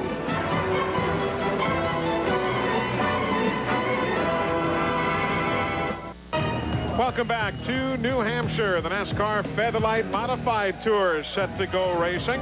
In 1995, Mike Stefanik had 5 wins, finished 5th in points in the series. Last year, a lot of mechanical woes, handling problems. They really weren't a factor. But right now, there's the guy who has a comfortable lead in the points. Glenn, he could sweep it all here this weekend. Absolutely, Eli. And as I said, he's the man of the hour. Now he has a pretty comfortable lead in the Busch North Series, but got a little more work to do, Mike. Yeah, Glenn, we sure do. It's a tough modified race here today, 100 laps. We got a real good car. We qualified terrible, but that seems to be a customary lately for us up here. We'll see if we can put on our game face and get to the front. Well, he says you can see he's busy cinching up, doing all the last-minute things, putting his gloves on now. You know, Eli, the thing that amazes me most about the lead that Mike Stefanik has in the Featherlite Modified Tour Division right now, he missed a race back earlier in the year. Exactly. There was a scheduling conflict, and he's still managed a 171-point lead over Rick Fuller, 217 over Tim Connolly, 313 over 4th place Mike Iwanitzko, and Jan Lady, who's had a great year. He's 381 points down to Stefanik. That's the kind of year Stefanik has had. Let's take a look at the starting lineup for you for the second half of our doubleheader, as Tim Connolly, the winner here in July, has the pole. Dan Avery, his best qualifying effort of this year. Jamie the Jet Tomeno, he was the modified champion in 1990. And Tommy Cravino with 4 New Hampshire top 5 starts this year. Sam Russo was second in the last tour race at Stafford. There's Dave Bergman. We'll talk more about that man and his family a bit later on. 2 top 10 finishes this year. Tony Hirschman, 3 New Hampshire Modified Tour wins, and we saw Ted Christopher already with a victory today. Rick Fuller, he's got 2 Tour wins this season, and he's completed more laps than anybody all year. Jan Lady, winner of the New Hampshire 125 last month. Bruce Taylor in his 6th Tour start of the year. There's John Blewett. He's from Flemington Speedway. He's the favorite there. Second-generation driver Ed Klemke. Carl Pasteryak hasn't gotten a win in over 200 starts. Maybe today's the day. Mike Stefanik with 8 Tour wins, and Ken Woolley. Mike Iwanitzko, we've seen him qualify well. He's a qualifying track record holder here in New Hampshire. And there's Mike Christopher, other part of the Christopher brother tandem. Donald Worley, 3rd Tour race this season for Osatch. And Tony Ferrari, Jack Bateman, and Charlie Pasteryak, 3 top 5 finishes in 1997. Then some of the others we saw earlier. Tom Bowles doing double duty today. Ed Kennedy, Doug French, and Tim Mangus combined in row 13. Joey Caraccia and Bert Marvin in row number 14. Danny Watts Jr. and S.J. Avanshan. And on down the line, there you see the 16th row. Bill Woods and Pete Madden. Chris Kopak, he was 4th in the last modified race here back in August. Rich Neri, Patrick DePonte, and Jerry Marquis. Talked about Jerry a good bit today. He's doing double duty. We've heard from the Reg, 5 Tour victories here. Veteran Tom Baldwin, Jim Airy, and Wade Cole. There you have the starting field for what will be the 24th ever Modified Tour Series event here at New Hampshire International Speedway. You know, we almost had a clean sweep on our hands this weekend as far as Steve Park was concerned. Failed to qualify for tomorrow's NASCAR Winston Cup race. Unfortunately, had he made it, he would have been the only guy to have qualified for a race in every touring division that NASCAR runs at this racetrack. He's run a truck here, a Busch North, a Modified Tour, and so on. He just hasn't cracked it in Winston Cup and failed to qualify for the CMT 300 tomorrow. But thought we would throw that in because he's very much a part of the history of this racetrack. Oh, certainly. He's had a great career, particularly here in New Hampshire. Let's talk about what we deal with here. Restrictor plates, bump drafting. Really is a science to run these cars here, isn't it? 2,900 pounds, Eli, and they have 15-inch wheels on them. They're 2-inch ground clearance. I mean, these things are land rockets. That's why they had to put restrictor plates on them. This is their Daytona here. They bump draft. They get out there, 4 or 5 cars get hooked up. They really go through the same maneuvers that you do at Daytona or Talladega, drafting up on each other. If you get caught on the outside, you can go first to last. I wish this camera up here in the booth was on right now, because as soon as these cars started moving, Brett just started smiling. It's amazing. I told Buddy, put his pads on, because I get excited when these guys take to the racetrack. What's been the most exciting Modified Tour race you've ever seen, Buddy? Well, I watched he and Bouchard slug it out one night. First time I ever watched Brett run Modified. He was driving the number 12 car.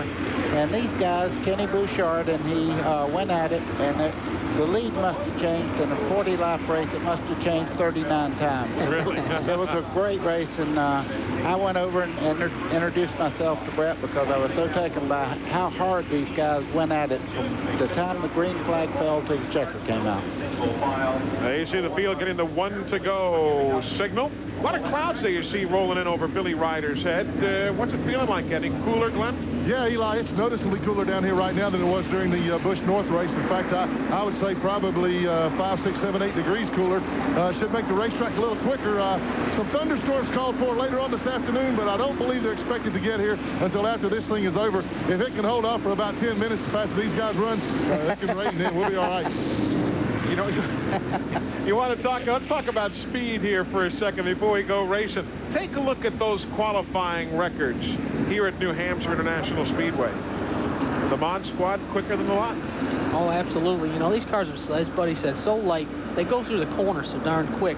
They had to put restrictor plates on them because if they ran unrestricted here, it's no telling how fast they could run around this racetrack. And I really like it better with a restrictor plate because it makes it closer competition.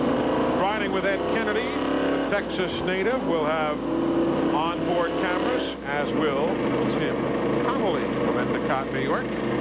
Boston Purita Tidy Cat entry. Boy, that makes your adrenaline just get up to look back and see that cockpit there. You can see the folded back windshield and the whole bit. What a race car. Here we go, 100 laps for the NASCAR Featherlite Modified Tour. Tim Connolly and Dan Avery. Connolly the yellow machine, Avery the red on the front row, and here we go.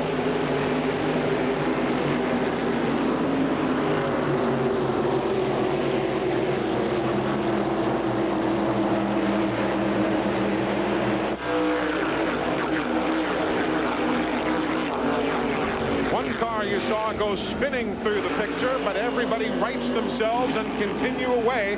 There's the number 15 that had the problems on the start, Joey Caraccia. And he gets on the roadway off the grass. We stay under green. Eli, he had a left rear tire that was flat. That's the reason for that. Now, the modifieds can run too wide here.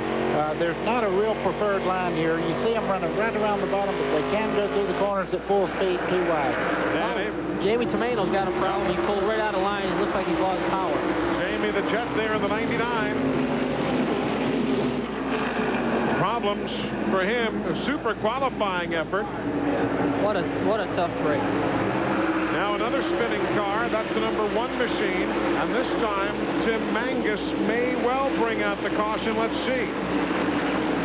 Nope, he rights himself with everybody else at the other end of the racetrack. We're going to stay under green. Meanwhile, the battle for the lead, Tommy Cravino and Avery. When Avery took the lead from our pole sitter, Tim Connolly, that became the 125th lead change of the season for the NASCAR Featherlite Modified Tour. Look at Avery just taking it inside away from Cravino. Doing a little blocking there, buddy, coming down the front straightaway. You see Connolly there on the outside. We're riding with him in the yellow car here. You can see he has speed going on the outside there. Did not lose that much distance. Cravino in the 17, Christopher in the 13. Same paint scheme for Ted Christopher in the 13 right behind that he had in the Busch North Series car.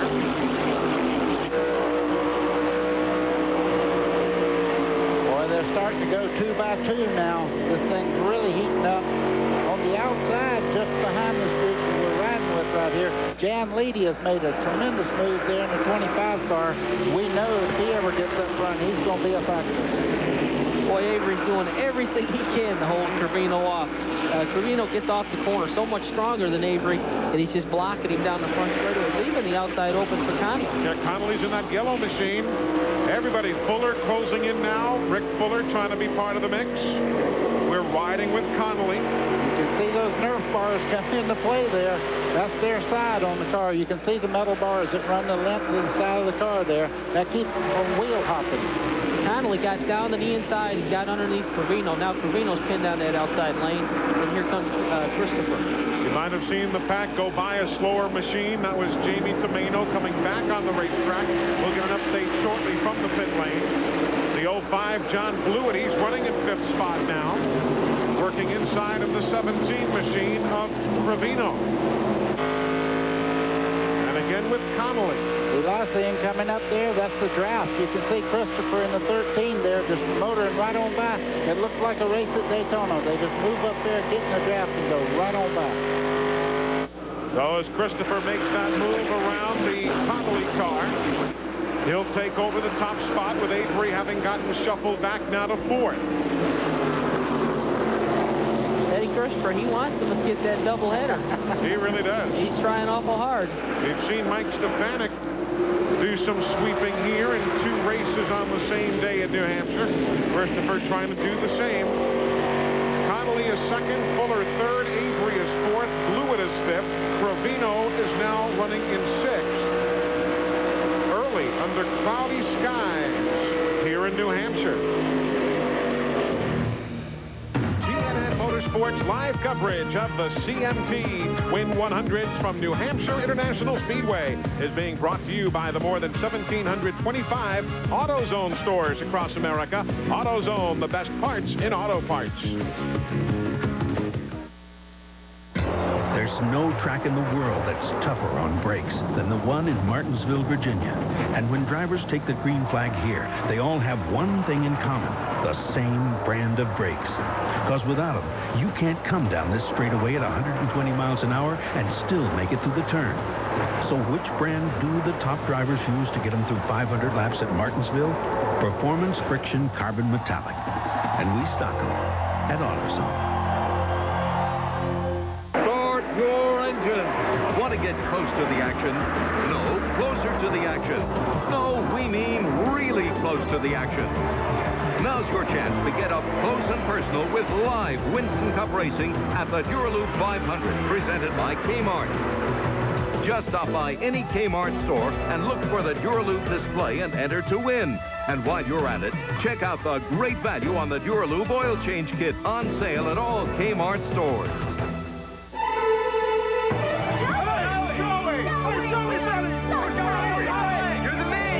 Recently, KFC introduced a revolutionary new sandwich, the Twister.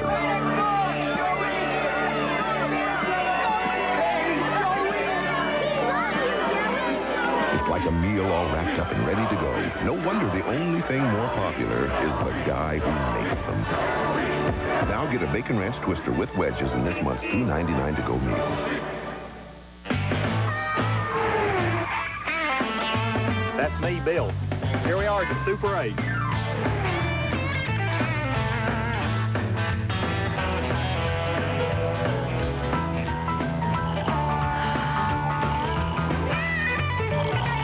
Next time I'll get 2 rooms. See you soon. For reservations, call 1-800-800-8000. Super 8 proudly offers the quality and reliability of the AT&T network at most of our locations. We are back with you riding at New Hampshire International Speedway along with Tim Connolly, who is the race leader here, taking over the top spot on lap number 9. Reggie Ruggiero there, the Gulf machine, number 44. Remember when Matt Yoakum went way back in the field to find him at the grid? He's now 15th overall. So the Reg clearly cutting right through race traffic in a hurry. He moves there around the 5 of Charlie Pasteryak and just picks his way through. Ed Blumke Jr., the 11, is just ahead there in the 14th position. While you were away, Jack Bateman did a little spin out in the corner. No caution. Everybody continued away. There was no problem. He was running 23rd at the time of his incident, but we now stay clean and green.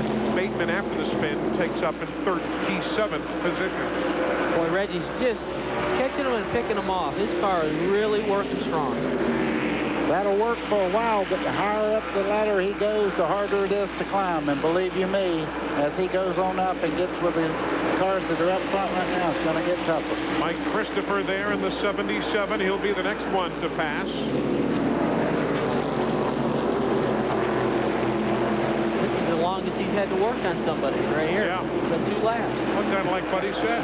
You know, getting closer to the front. This is the 13th spot he's trying to bypass now. Christopher's giving him some room. Reggie Ruggiero, for years answered to the name Ruggiero. Never never did bother to correct anybody, and that's what everybody knew him as for years. Of course, your brother was known for years as Bodine. That's right. You know, for years, Brett, you remember, many guys referred to Jeff Bodine for years before it was finally clarified. Reggie had a good run off of turn 2, got down underneath Christopher, but it's like Christopher's just got a little bit more horsepower, holds him off down each straightaway. See, he gets underneath him there in the corner. Now they're neck and neck down the front straightaway, and Reggie's going to complete the pass. Pit stops now for Carl Pasteryak, and Matt, we also needed to update everybody on what happened to Jamie Tomeno. Well, the crew for Carl Pasteryak has already taken off the valve cover. Something is wrong inside the motor. They're taking a look at it. They don't have any idea. They're just shaking their heads. An update on Jamie the Jet Tomeno. They had a plug wire come off. So he hit it earlier on, put the plug wire back on. His crew did. He's down back on the racetrack. So tough luck for both Carl and Jamie. Jamie the Jet is now 3 laps back, and how about old Mr. Fuller right there powering on through with Christopher now backpedaling in the 13. The 05 is Blewett. You've got the 25 there, buddy. You were talking about Jan Lady before. Doing a nice job, but just behind him, Mike Stefanik. This guy has won 8 times already this year, and you can see him making a move on Leedy as they go down in the corner. NASCAR's really working well there in the bottom. That's going to be the key. You know, a guy we got to give credit to here is John Blewett. Yeah. Doesn't have a lot of experience here at Loudon, but boy, is he doing a great job. Of course, he knows modifieds by virtue of being one of the men at Flemington Speedway in New Jersey. But you're right, this is a whole different animal than the squared circle up there at Flemington. Here goes Stefanik inside of Christopher. Give him third this time. Boy, he's making it look easy. Yeah. His car is really working well. He's done it all year, making it look easy. There's a good battle. Sam Russo there in the 88 machine, leading a battle at 18th, 19th, and 20th. Don Worley next in line.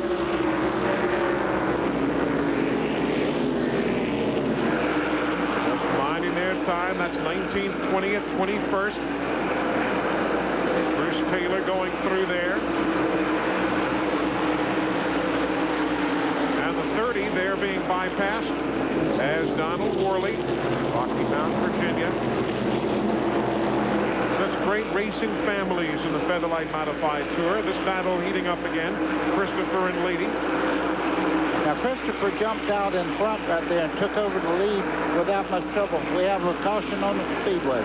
As one machine ends up in the wall there in turn number 4. That's Bill Woods out of Nichols, New York, who goes out and brings us the first caution flag of the day as Nichols ends up in the wall in turn number 4. So the pole sitter, Tim Connolly, continues to lead. Nichols brings out the caution. We'll be right back. Once every millennium, something happens so profound it changes everything. Till now, this was a large, medium, and small pizza. Now, Little Caesars says this is a large, medium, and small. Does this mean everything will get bigger? Or does it simply mean Uncle Ed can come to dinner? Boy, that's a lot of pizza, Uncle Ed! Little Caesars' new big pizzas. They dwarf the competition. Small $5.99, medium $7.99, large $9.99. Bigger. Want to make painting easier? Change your roller to a Wagner cordless power roller. There's less mess, less hassle, and less bending over. So you can paint every room in your house in almost half the time. Get the Wagner power roller for fast professional results. A tough case of athlete's foot can stop you in your tracks. You get that itching, the cracking, the burning. That's when you want a medicine and back stuff. Boom! Tough Actin Tenactin. It cures even tough cases of athlete's foot. Get Tough Actin Tenactin. As Miller Brewing Company presents TNN Motorsports Inside Track Sweepstakes. Think you know NASCAR? We'll show you the inside track. You could win an all-expense-paid trip to one of these 8 NASCAR Winston Cup races, including airfare, hotel, and $1,000 cash. It's the real thing. The pips, the rigs, the teamwork. Here's the deal. You'll get to meet one of these 3 drivers. Check out the action on Pit Row and enjoy the race from the comfort of our luxury pods. To enter, send a postcard with your name, address, and phone number to TNN Motorsports Inside Track Sweepstakes. TNN station, P.O. Box 3550, South Ferry, Connecticut, 06488. 8 races, let's go. Remember, if you don't win this time, you're still eligible for the next drawing. Enter now. You still got a shot to win. I'll see you at the track. Brought to you by Splitfire Spark Plugs and Napa Auto Parts. Pit stop's the name of the game under caution. Lap 24, Glenn Jarrett. And Rick Fuller, who was running second, has brought the Polar Beverages car in, guys. And I think what he's going to do, he's got a right rear tire was starting to show a little blister on it. They changed the 2 right sides and the left rear, but this will give them track position because the other guys are going to pit soon. Here's Matt. Tiger Tom Baldwin in the 7 car was complaining his car was a little too loose. They came in, changed 4 tires, and the stagger. Helping out on the car is his son, Tom Baldwin Jr., who happens to be the crew chief on the Junie Donlevy Ford that Dick Trickle drives. You might have seen somebody there in the Heilig Myers uniform helping out. That was Tom Jr., a very well-respected mechanic, we might add. Hey, have you had a chance? There's Tom Baldwin Jr. I bet you he's computer literate. And if you are as well, you might want to log on to country.com. Country.com, your personal source for all things country, from race cars to country stars. Connect at www.country.com, your personal source for all things country. Welcome back, Eli Gold with Brett Bodine, Buddy Baker, Glenn Jarrett, Matt Yoakum. Tomorrow, Steve Burns will be along as well for the NASCAR Winston Cup CMT 300. You've got a final practice session coming up a bit later today. Pretty comfortable? Yeah, the car was real good this morning. We've got some things we want to run through this afternoon, some shot combinations, sway bars, and then we'll sort through it all tonight and put the best package we can at it tomorrow. You guys were gutsy. I mean, you cut up a real, I shouldn't say that, but it was a real stinker of a race car. You cut it up, went to a short track, thrashed on it, and all of a sudden you're starting third. Well, just credit to the guys. They worked awful hard to get that car done, and you know, we've got some things we want to try, and it worked out for us. I'm glad it did. Brett Bodine will be starting third tomorrow. We'll be following his exploit, but right now, down on the racetrack, green flag is in the air, and here we go, lap 27 of 100. Connolly, Stefanik, Blewett, Leedy. Those are the top 4 right now.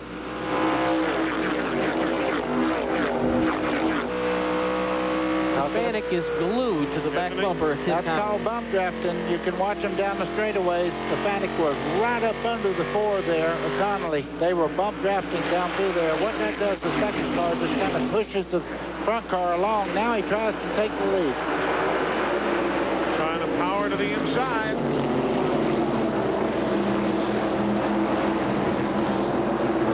Got him off the corner. Connolly's not given. Riding with Tim Connolly now. You know, it's racing like this that has brought out the super crowd we have here today, too. Clearly the best Saturday doubleheader. Oh, bump, bump, bump, bump, bump, 3 or 4 times. Just pushing him right down the front straightaway. A picture is 1,000 words. You can see it right there. When they got together, they just go ahead and push each other down the straightaway. But we saw right there in that corner what's made Mike Stefanik so strong this year. His car really gets through the corner, and he's able to open it up now on Tim Connolly.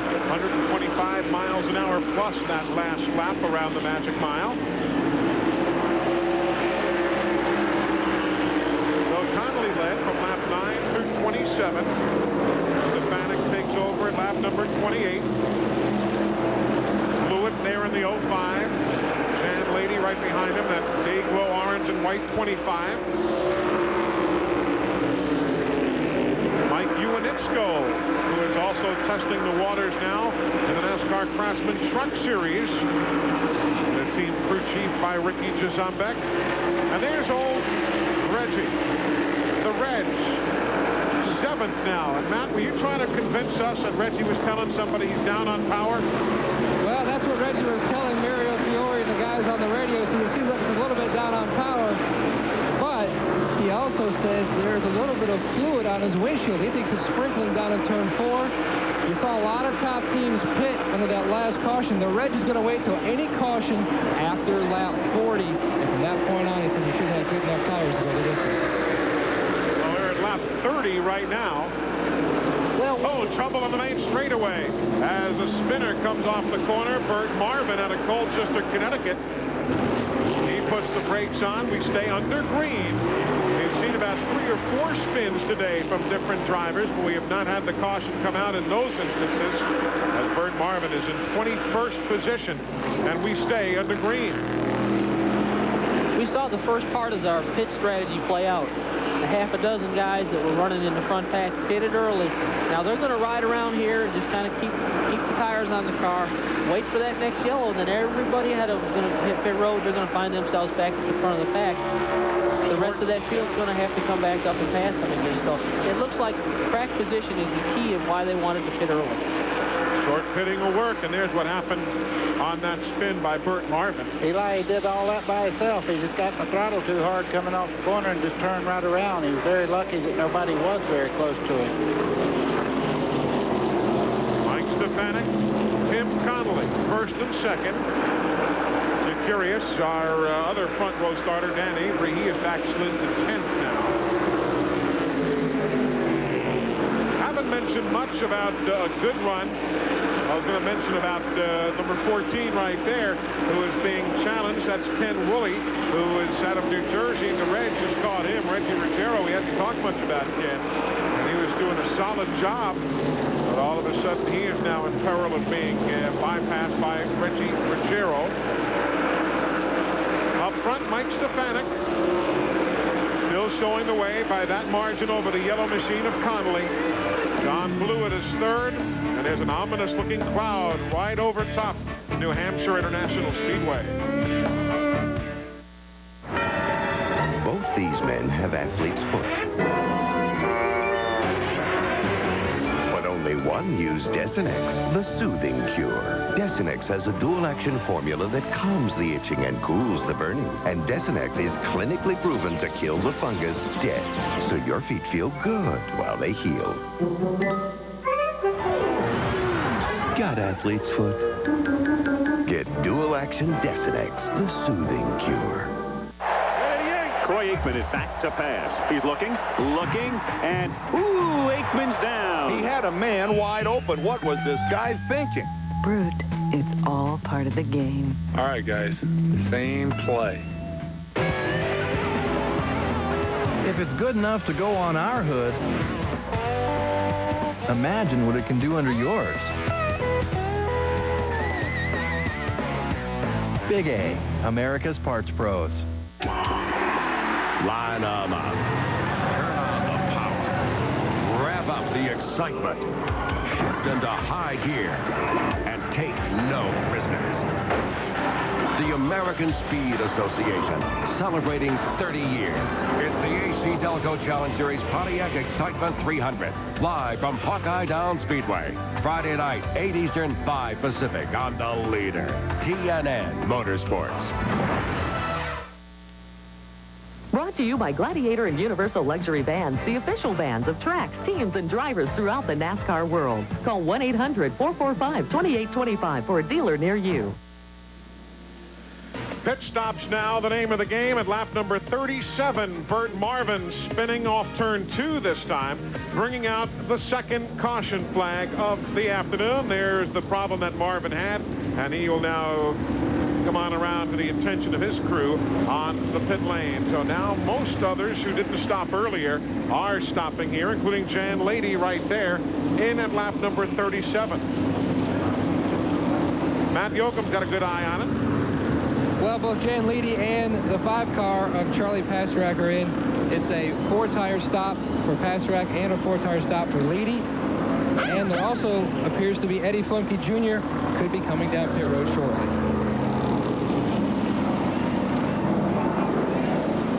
Well, evidently the leaders didn't feel like it was late enough. No, I guess not. Evidently they felt like they wanted to have a little fresher tire on their car towards the end of the race. And, you know, this is what pit strategy is all about. You know, making the right decisions at the right time.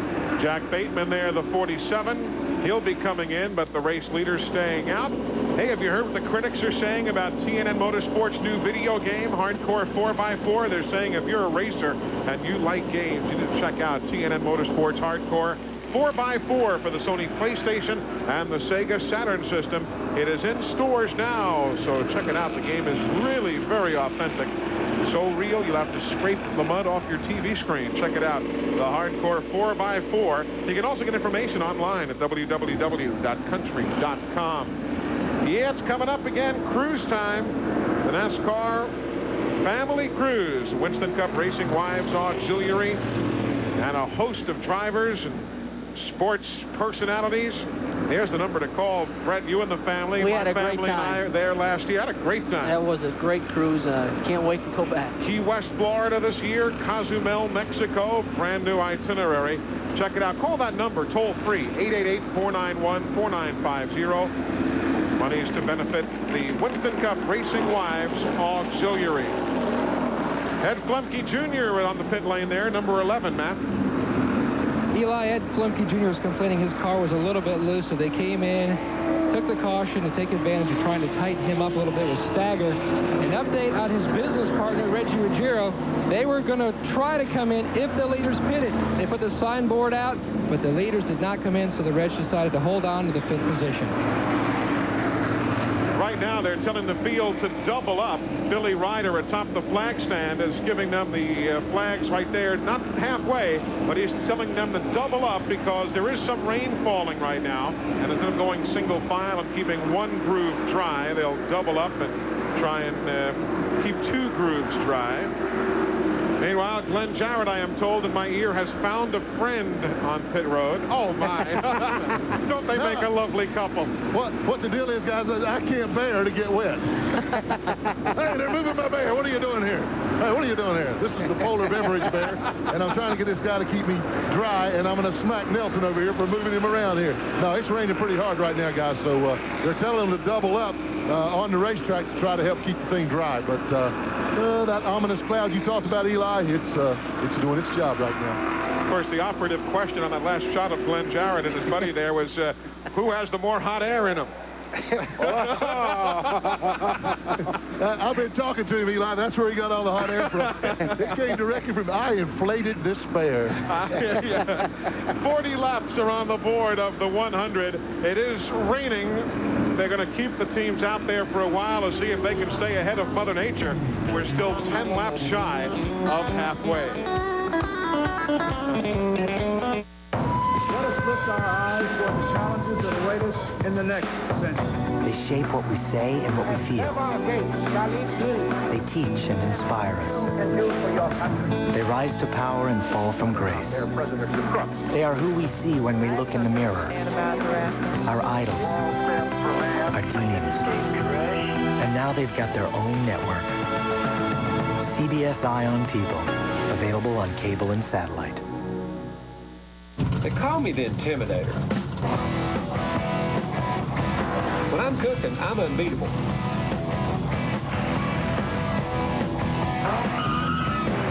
Give the folks what they came for.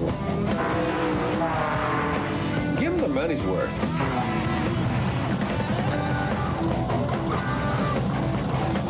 I'm friendly. Just don't cut in front of me.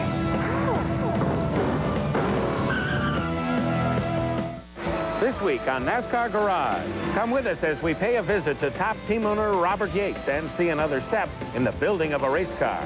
This weekend on the leader for motorsports coverage, TNN Motorsports. Live.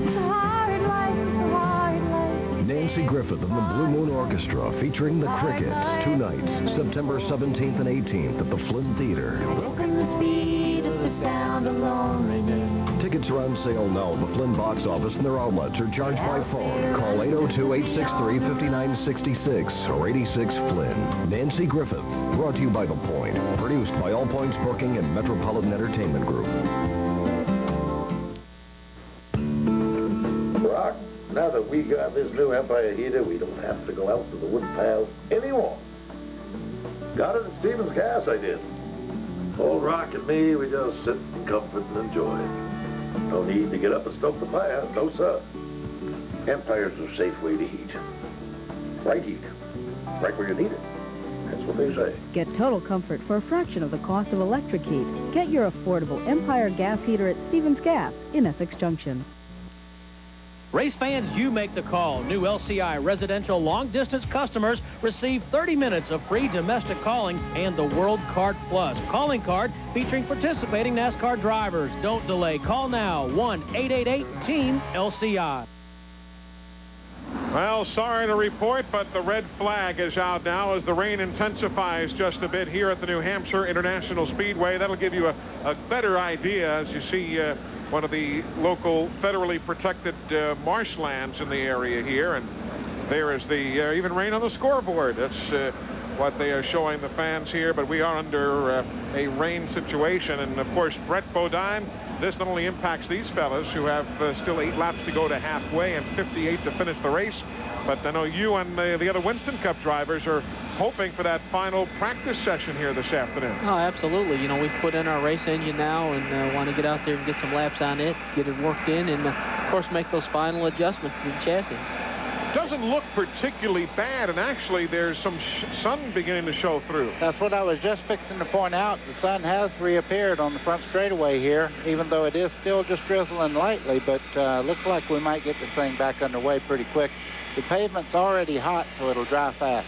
Let's recap it if you're just joining us as the jet dryer has now come out to try and stay ahead of Mother Nature just a bit. Dan Avery, who started outside of the front row, led the first 6 laps here today.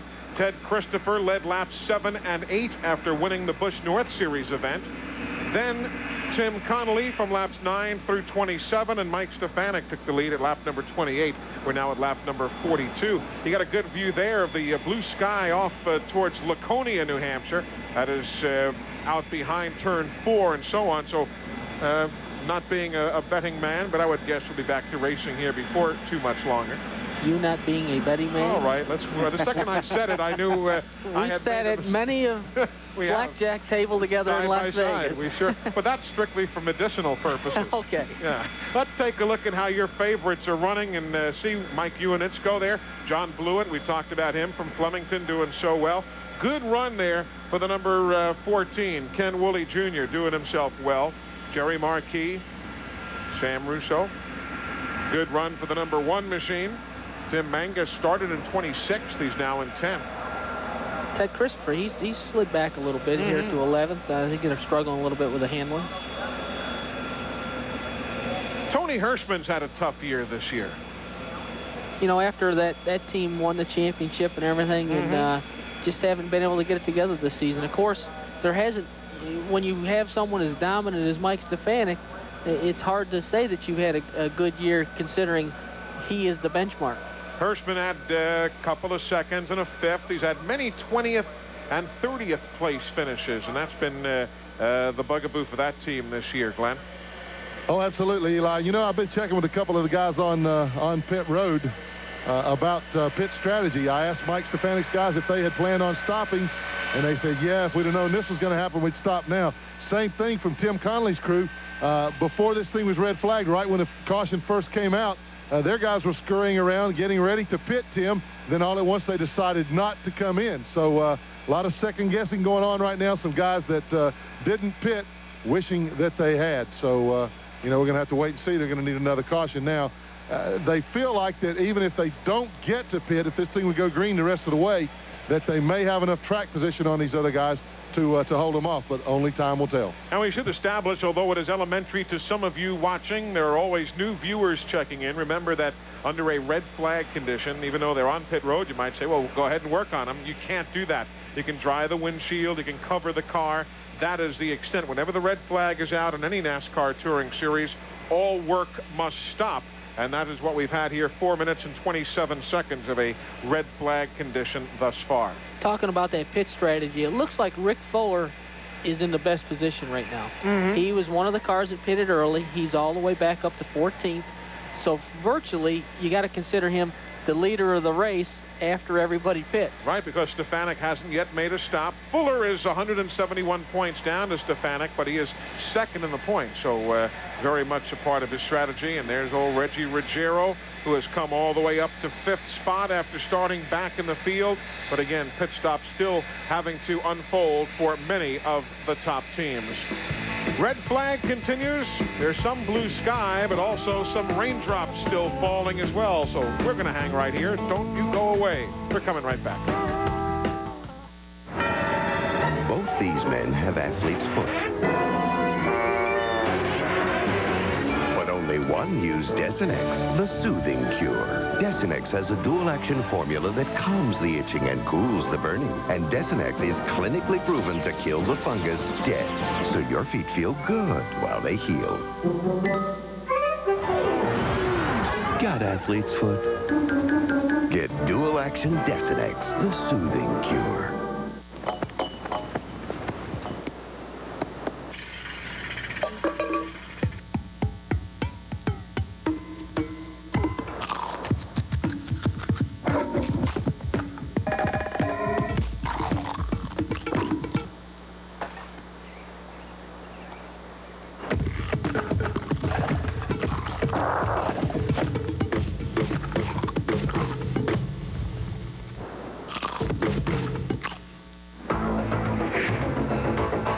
When you buy a new Honda 4Trax 300, 300 4x4, or the rugged Foreman 400, you can see something you just won't see on any other ATV. Your choice of 7.9% APR financing and no down payment.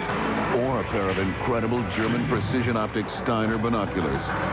Now you can see why Honda ATVs are the best on earth.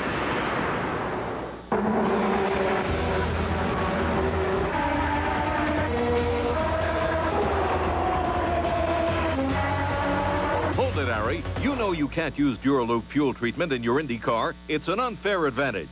I'm not allowed to use this product in my Indy car, but in my road car, I want the Duraloop advantage. Duraloop is scientifically formulated to clean, condition, and protect your fuel system for a smoother running engine with more power and less harmful emissions. Duraloop fuel treatment, tomorrow's technology today. Welcome back. The CMT Twin 100s here on TNN Motorsports. Earlier today, Ted Christopher winning for the NASCAR Busch North Series. Right now, the NASCAR Featherlite Modified Tour event. 42 laps old, being held up by rain. You'll get all the details and all the highlights of the races here and all that's going on across America. Busy weekend in motorsports. You won't miss a thing by tuning into Race Day. Up-to-the-minute highlights, interviews, whole lot more tomorrow at noon Eastern with Rick Benjamin at the microphone. Hope you can tune in for that.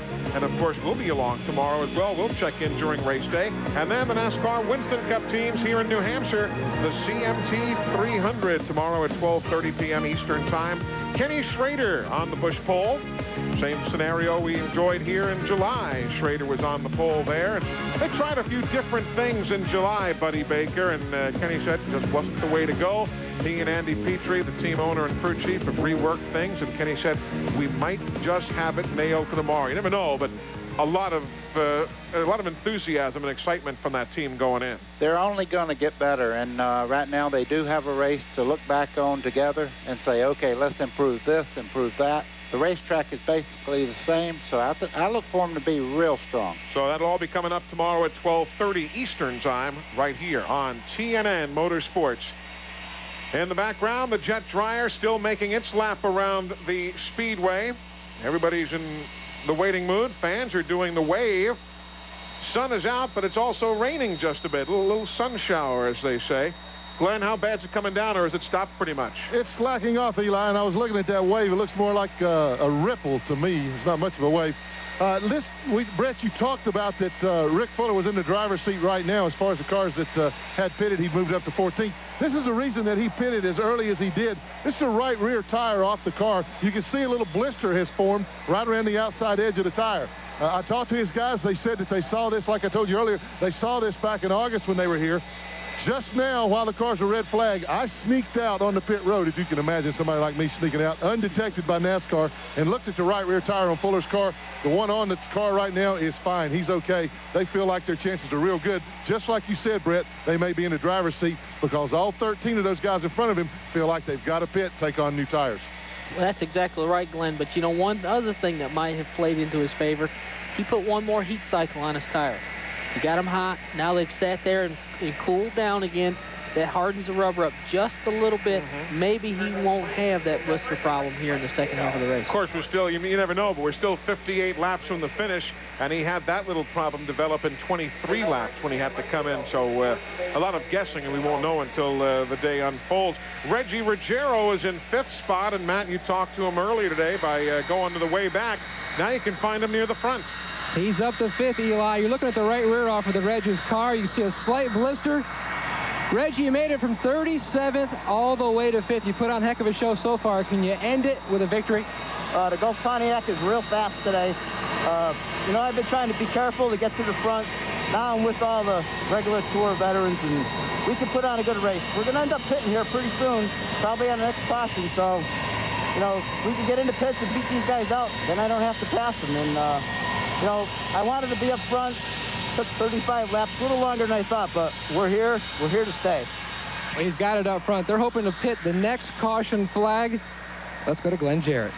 And we moved up to the front row where, once again, we find Mike Stefanik. And you made a comment a while ago, I was going to make you famous. I'm not doing it, man. You are. Great run so far. The car looks like it's handling great.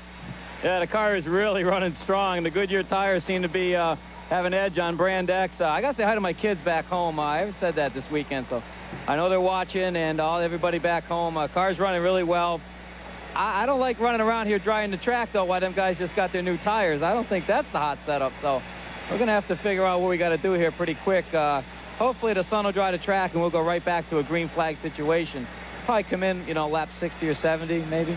Well, your guys, I asked them a while ago why you didn't come in that time, and they said if they had known that this rain was coming, they probably would have pitted you. Yeah, 10-4. We would have come in with the rest of them. I mean, you know, anything a little bit past halfway is where we normally look for the window for the tires. Certainly we're going to be there pretty soon, so we might have made a little mistake here while not knowing what the weather's going to do. We're okay. We got a fast car. I'm having fun. Sorry to say, even if they did make a mistake, I think he's probably got the car to make up for it, Matt. Well, 2 cars back, Glenn. John Bluth, the 3rd, 2-time track champion in the modifieds at Flemington. John, you're up to 3rd. He's talking to his guys on the radio. I know this will be a good day for you. You guys want to move up to the Truck Series. Hopefully next year this will be a good chance in front of a lot of Whiskey Cup stars and owners over in the garage area. Yeah, we're looking to move up. That's why we come out and did some of these tour races. We figure we come here, it's live TV, and try to get the car up front. Well, they're hoping for a good run. They're in 3rd. Right behind them is Mike Ioannitsko. And now let's go to Glenn Jarrett. And a little work going on Tim Conley's car here. Now, not work that NASCAR would prohibit under red flag. Just cleaning the windshield for him, getting ready to refire. And, Tim, we heard some reports early on. We're not sure if it was you or not, but about maybe a power steering problem. Was that anything to do with you? Car looks awfully good. No, the car's awfully good. No power steering problems here. Actually, no problems at all. 2 sprinkles, they're going to go away. New Hampshire does a great job at the track maintenance, so I don't have any worries about anything. Mike Stefanik's running really good. We got a pretty good car today. We're a little bit tight on this set of tires right now, but everything's going as planned. I'll pay attention to the master up there, and we'll have some fun. When will you stop the change?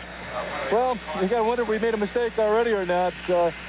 It's going to be a real show for us to come up through the back here now. You know, we really wanted to come in around about this time, but we just let a whole bunch of other guys pit instead of us, so it's not much of an advantage. So I think we'll hold tight for a little bit and then come in a little while. I guess I want to know what Mike said first. Basically the same thing you said, Tim, that there might have been a little mistake made there. A little bit of second guessing, like I said earlier, guys, a little second guessing going on down here. It does seem, however, as though we are going to go back racing in about 5 minutes or so. Track drying has continued. We've been under a red flag now for 13 minutes and 50 seconds because of a little rain shower that came across the track. But blue sky overhead, and they're going to dry the track. We'll be back to it with the final 58 laps of the CMT Twin 100s. Both these men have athlete's foot. But only one used Desinex, the soothing cure. Desinex has a dual-action formula that calms the itching and cools the burning. And Desinex is clinically proven to kill the fungus dead, so your feet feel good while they heal. Got athlete's foot? Get dual-action Desinex, the soothing cure.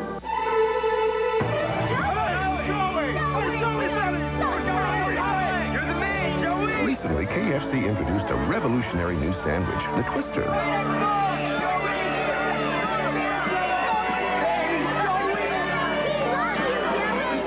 It's like a meal all wrapped up and ready to go. No wonder the only thing more popular is the guy who makes them. Now get a Bacon Ranch Twister with wedges in this month's $2.99 to-go meal.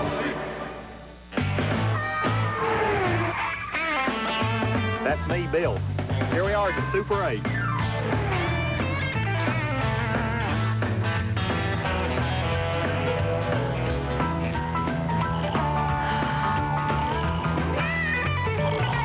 Next time I'll get 2 rooms. See you soon. For reservations, call 1-800-800-8000. Super 8 proudly offers the quality and reliability of the AT&T network at most of our locations. In Murray, Utah, a lot of folks like to work on their cars themselves, and they come to AutoZone because they know they'll find quality parts, low prices, great selection, and helpful people like Rick Perry. Now, Rick's been around cars all his life, so he knows a thing or two about looking up parts and solving problems. And whether it's selling new parts or testing old ones, he's always glad to help. You see, when it comes to getting the right part, the right price, and good advice, there's just no place better than AutoZone. Line 'em up. Turn on the power. Rev up the excitement. Shift into high gear. And take no prisoners. The American Speed Association, celebrating 30 years. It's the AC Delco Challenge Series Pontiac Excitement 300. Live from Hawkeye Down Speedway. Friday night, 8 Eastern, 5 Pacific on the leader, TNN Motorsports.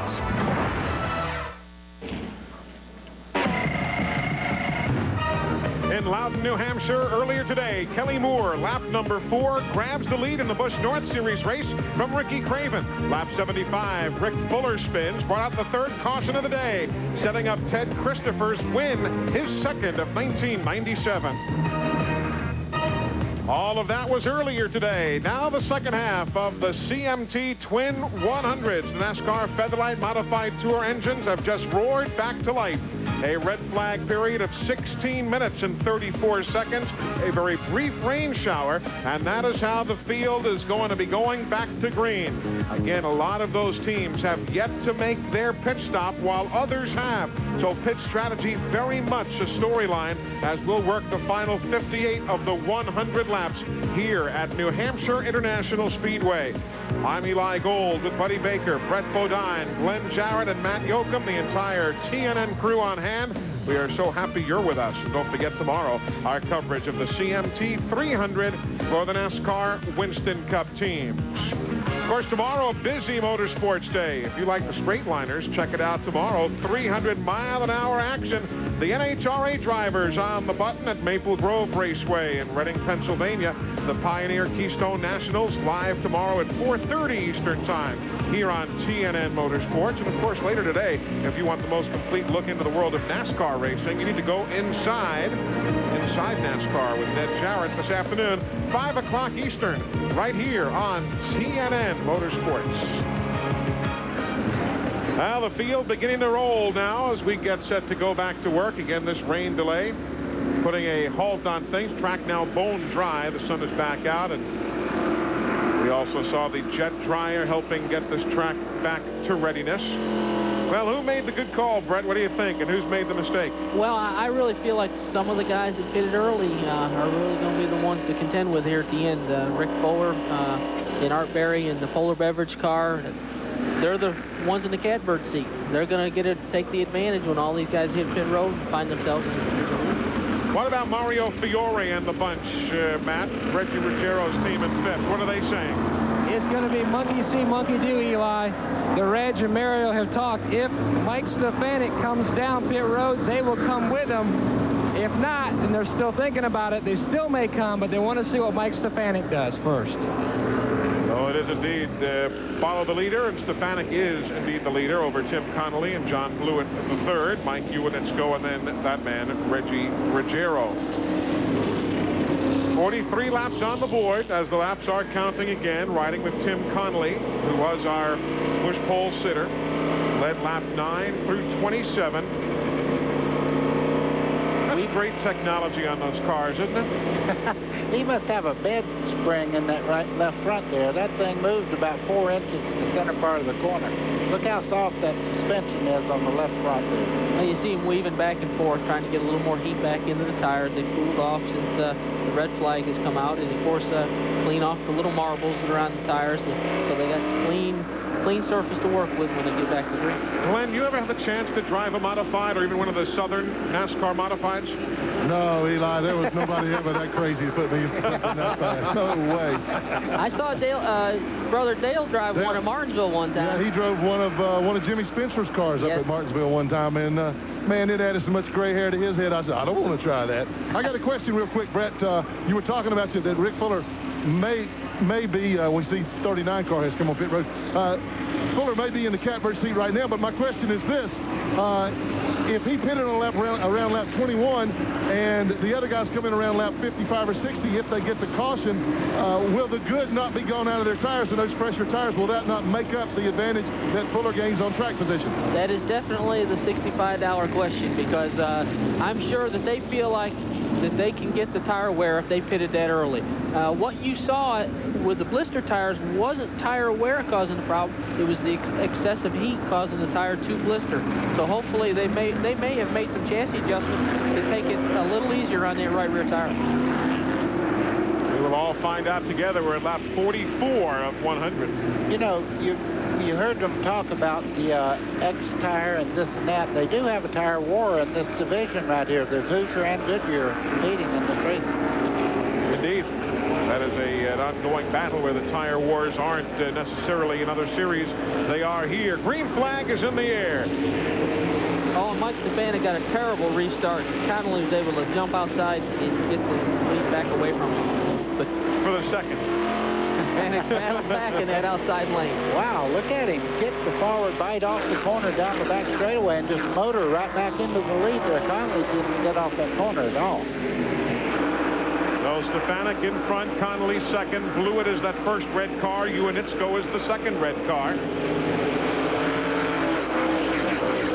Working around the number 98, the slower machine of Doug French there on the right of your screen, that black car with the blue numerals. What happened there, Eli, was some of the guys made a pit stop with 1 to go before the restart, got caught on pit lane, and there's a half a dozen cars that didn't ever get caught up to the back of the pack. So they're all right now ahead of the leaders by a goodly bit. What about tire situation now, Glenn, again, for Stefanik, for Connolly, and for Blewett? Well, Eli, the front two guys, Stefanik and Connolly, are on good years. They both told us on camera that they were going to have to change tires. I didn't get to talk to John Blewett, but I talked to his crew chief, and he said, he said, we're just waiting to see what those guys do. The Hoosier tires are going to have to change at about the same time. Like Matt said, it's going to be monkey see, monkey do. As soon as Stefanik makes his move, you can bet that Connolly and Blewett also will follow him down pit road. Little skating up in turn number 2 for Jan Lady and others as they stay off the wall, but barely. Lady's running back in 19th spot while you watch the leaders. There's Connolly in second, Blewett third, Unitsko in fourth. Reggie Ruggiero is that blue car in fifth. Stefanik got a great jump there. He's got about a 10-car left lead. And these other cars are drafting just like they do at Daytona and Talladega. They ought to be able to run him down if they're handling him as well. Lap 48, Ed Flemke Jr. making another stop as we ride with Connolly here on the main straightaway. They bypass the 33 of Wade Cole there, that black car, putting him a lap down. Cole is in 32nd. We told you about Jan Lady moments ago up there near in turn 2 in the corner. Watch what happened here. He's in the outside. Looks like the 00 car, the 40 car got crooked. Yeah. Lost the back end, slid around a little bit. Lady had to make an evasive move to the right, got up into marbles. And that stuff gets stuck to your tire and you can't get it off. It takes a couple pours to get it cleaned up. Patrick DePonte was in the 40 as we've reached halfway. Well, let me just tell you about the marbles. What they are is tire buildup and a lot of debris that gets on the high side of the racetrack. When you get into it, it looks like somebody had a fresh load of sand on the outside of the track. We told you a repeated pit stop for Ed Flemke Jr. He was in at lap 44, again at lap 48. What's the problem, Matt? Eli, he thought he might have had some lugs loose on the right front. He had a bad vibration, so they brought it back in again, took the impact gun, went around to all the the lugs. They were all tight. So now they're still wondering what could be the culprit for the vibration on the 11 car. Glenn?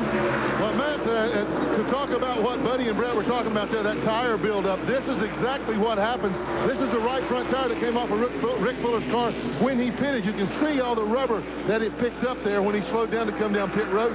It's not only ugly looking, it doesn't turn very well either. I bet not. 48 laps now remaining as Stefanik goes across the stripe and head back off into the corner.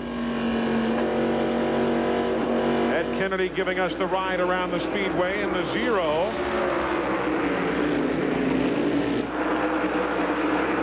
He's in 11th spot, Kennedy is. Boninsko just took third away from Blewett going down into turn 3. Looks like he's found a little speed in the number 8 car. He's a good one, Uinitsko is, particularly out in his favorite track out at Riverhead on Long Island. Boy, he's tough there. Eli, that car has been good with a lot of drivers in it. Jeff Fuller drove it a few years back, won championship in it. Steve Hart drove it, was always a threat. That car has a great background. Stefanik going around the 39 of Jerry Marquis. Uinitsko's now got into second. He's gotten around Tim Conley. So Mike Uinitsko on the move. We're at lap number 54. The NASCAR Featherlite Modified Tour working towards the finish.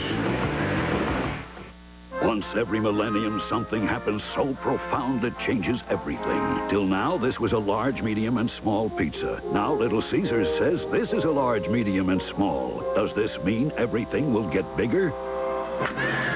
Or does it simply mean Uncle Ed can come to dinner? Boy, that's a lot of pizza, Uncle Ed! Little Caesars' new Big Pizzas. They dwarf the competition. Small $5.99, medium $7.99, large $9.99. Bigger. Both these men have athlete's foot. But only one used Desinex, the soothing cure. Desinex has a dual-action formula that calms the itching and cools the burning. And Desinex is clinically proven to kill the fungus dead. So your feet feel good while they heal. Got athlete's foot? Get dual-action Desinex, the soothing cure.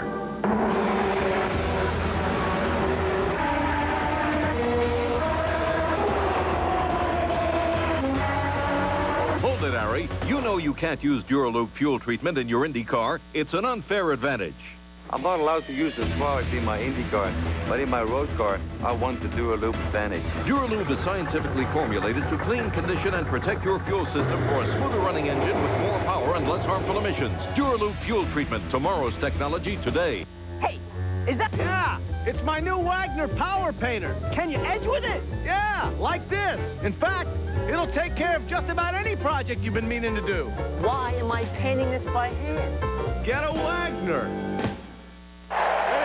Troy Aikman is back to pass. He's looking, and ooh, Aikman's down. He had a man wide open. What was this guy thinking? Brute, it's all part of the game. All right, guys, same play. Mike Uinitsko is the leader, but Connolly in that yellow number 4 trying to come right back. The Mystic Missile shooting to the front yet again after the lead was grabbed away from Mike Stefanik.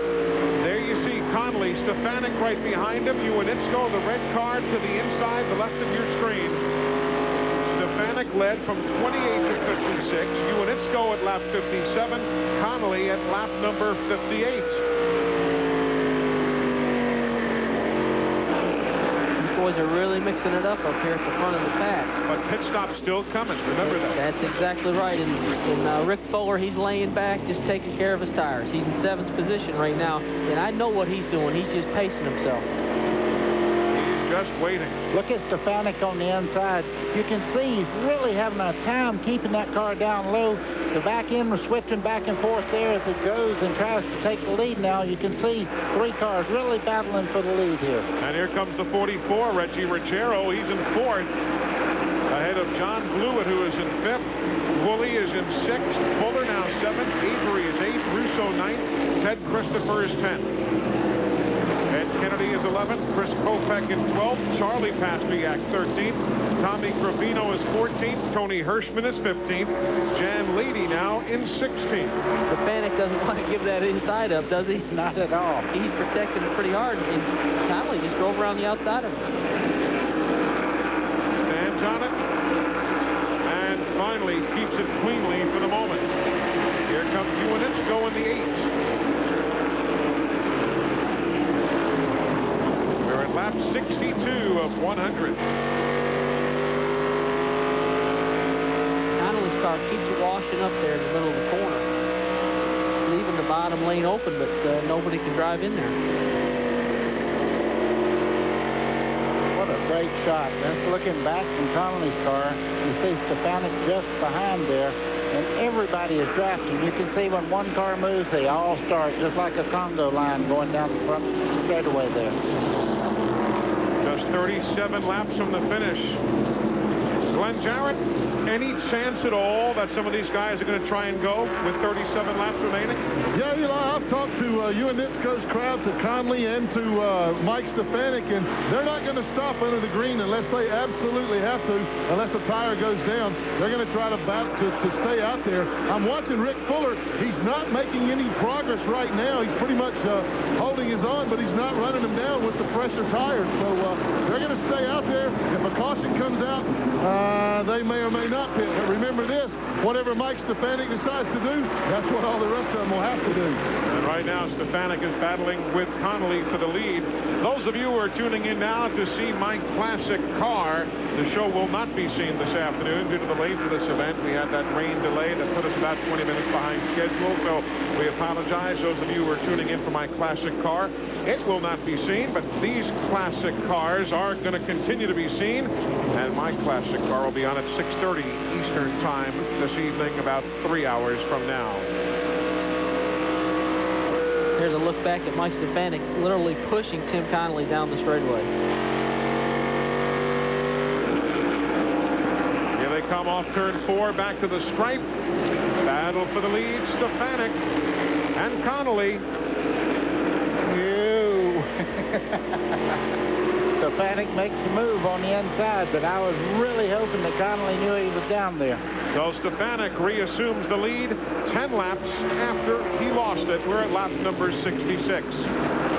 Could there be pit stops, or are they going to try and drag out to the finish? We'll find out when we come back. Dallas, Monday, TNN. ExperienceCountry.com, your personal source for all things country, from race cars to country stars. Connect to Country.com. Live. Nancy Griffith and the Blue Moon Orchestra featuring the Crickets. 2 nights, September 17th and 18th at the Flynn Theater. Tickets are on sale now at the Flynn box office, and their outlets are charged by phone. Call 802-863-5966 or 86 Flynn. Nancy Griffith, brought to you by The Point. Produced by All Points Booking and Metropolitan Entertainment Group. Brock, now that we got this new Empire heater, we don't have to go out to the wood pile anymore. Got it at Stevens Gas, I did. Old Rock and me, we just sit in comfort and enjoy it. No need to get up and stoke the fire, no sir. Empire's a safe way to heat. Right heat. Right where you need it. That's what they say. Get total comfort for a fraction of the cost of electric heat. Get your affordable Empire gas heater at Stevens Gas in Essex Junction. Hey, Greg.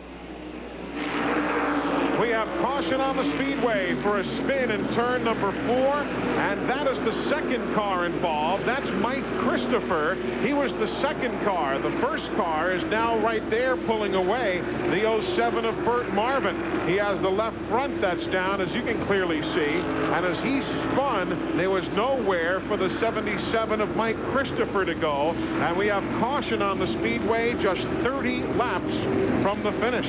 Boy, this is going to be interesting, Eli. Are these guys leading the race going to take a chance and pit? Or are they going to go ahead and just say, hey, we don't want to give up the track position. We need to stay out on the racetrack? That is the question right now, and Burt Marvin has the complete hat trick now. That's the 3rd time that he's been in trouble today. Some of the teams on the pit lane, the 51 Bill Woods, that's the black machine that you see in the foreground. And there's Burt Marvin behind him in the 07. We are at lap number 71. The Burnham Boilers team waiting for Mike Stefanik. And of course, they could be just bluffing here. We're at lap 70. Glenn, what are you hearing? Well, out there bluffing, they got everybody down here fooled because they're all they've done a great job of it. Got me fooled too. I think they're all going to come in, and interestingly enough, Rick Fuller is also going to have to pit. As we talked about a while ago, that advantage that he had, that new tire advantage, is gone now. Too many laps on the tires. They're coming down pit road right now. Mike Stefanik leading a parade down pit road. I think the guy in the catbird seat right now might be Jan Leedy. Did he not pit earlier? Here they come. Stefanik followed closely by Conley, Uanitzko, and we're right here. This will be, they go to the right side of Mike Stefanik. Looks like it will be right side only. Same thing for Rick Fuller. In fact, Rick Fuller is only going to change the right rear. You're going to see two right sides on Tim Conley. Likewise, now they come around to the left side on Stefanik. So it will be three, and let's go to Matt. The golf crew, 4 tires for Reggie Ruggiero. He was complaining his car had gotten loose over that run, so they tightened him up. Let's go back to Glenn Jarrett. And Rick Fuller beats him out because he only changed the right rear. Mike Stefanik second, and Reggie Ruggiero comes out third. A little bit of trouble for Conley. In fact, a lot of trouble for Conley. He stalled a little bit getting away, but Tim Conley will go out in 4th position. Mike Uanitzko, the guy having the most problems here, he came in 3rd. He is now back to 6th. 7th. The left side of the car is still up, so they've got a bad problem on the left side there. Oh, he is dropping way back in the back. Car is just now down and away for Uanitzko. Terrible pit stop. Too bad for Mike Uanitzko, who is leading this event at lap 57. That's also something we're having to take into account here. Heavy cloud now moving in right over top the New Hampshire International Speedway in Loudon, New Hampshire. That kind of a day. There's the Christopher machine, Mike Christopher, who is being pulled up onto the flatbed. He literally ran over one of the corners of the Burt Marvin car after it was sitting off in turn number 4. Marvin has since driven away, as we showed you earlier. So we're at lap number 72 of 100. Tires are fresh. We'll set who's where when we come back to the Magic Mile. There's no track in the world that's tougher on brakes than the one in Martinsville, Virginia. And when drivers take the green flag here, they all have one thing in common, the same brand of brakes. Because without them, you can't come down this straightaway at 120 miles an hour and still make it through the turn. So which brand do the top drivers use to get them through 500 laps at Martinsville? Performance Friction Carbon Metallic. And we stock them at AutoZone. He doesn't really talk about his hair, but I know he thinks about it. That's why he uses Pantene Pro V. The Pro Vitamin formula penetrates, improving hair, keeping it looking really healthy, shiny, strong. Pantene Pro V, for hair so healthy it shines. I'm a pretty big guy. Hey, all right, a really big guy. So do you think this store is going to have those great-looking clothes in my size? No way. So I shop at home with the king-size catalog. Just for big and tall guys. Lots of good-looking clothes, good prices, and convenient. Just pick up the phone and call. Need jackets or jeans that really fit? King Size has a great selection of styles and colors. How about clothes for work?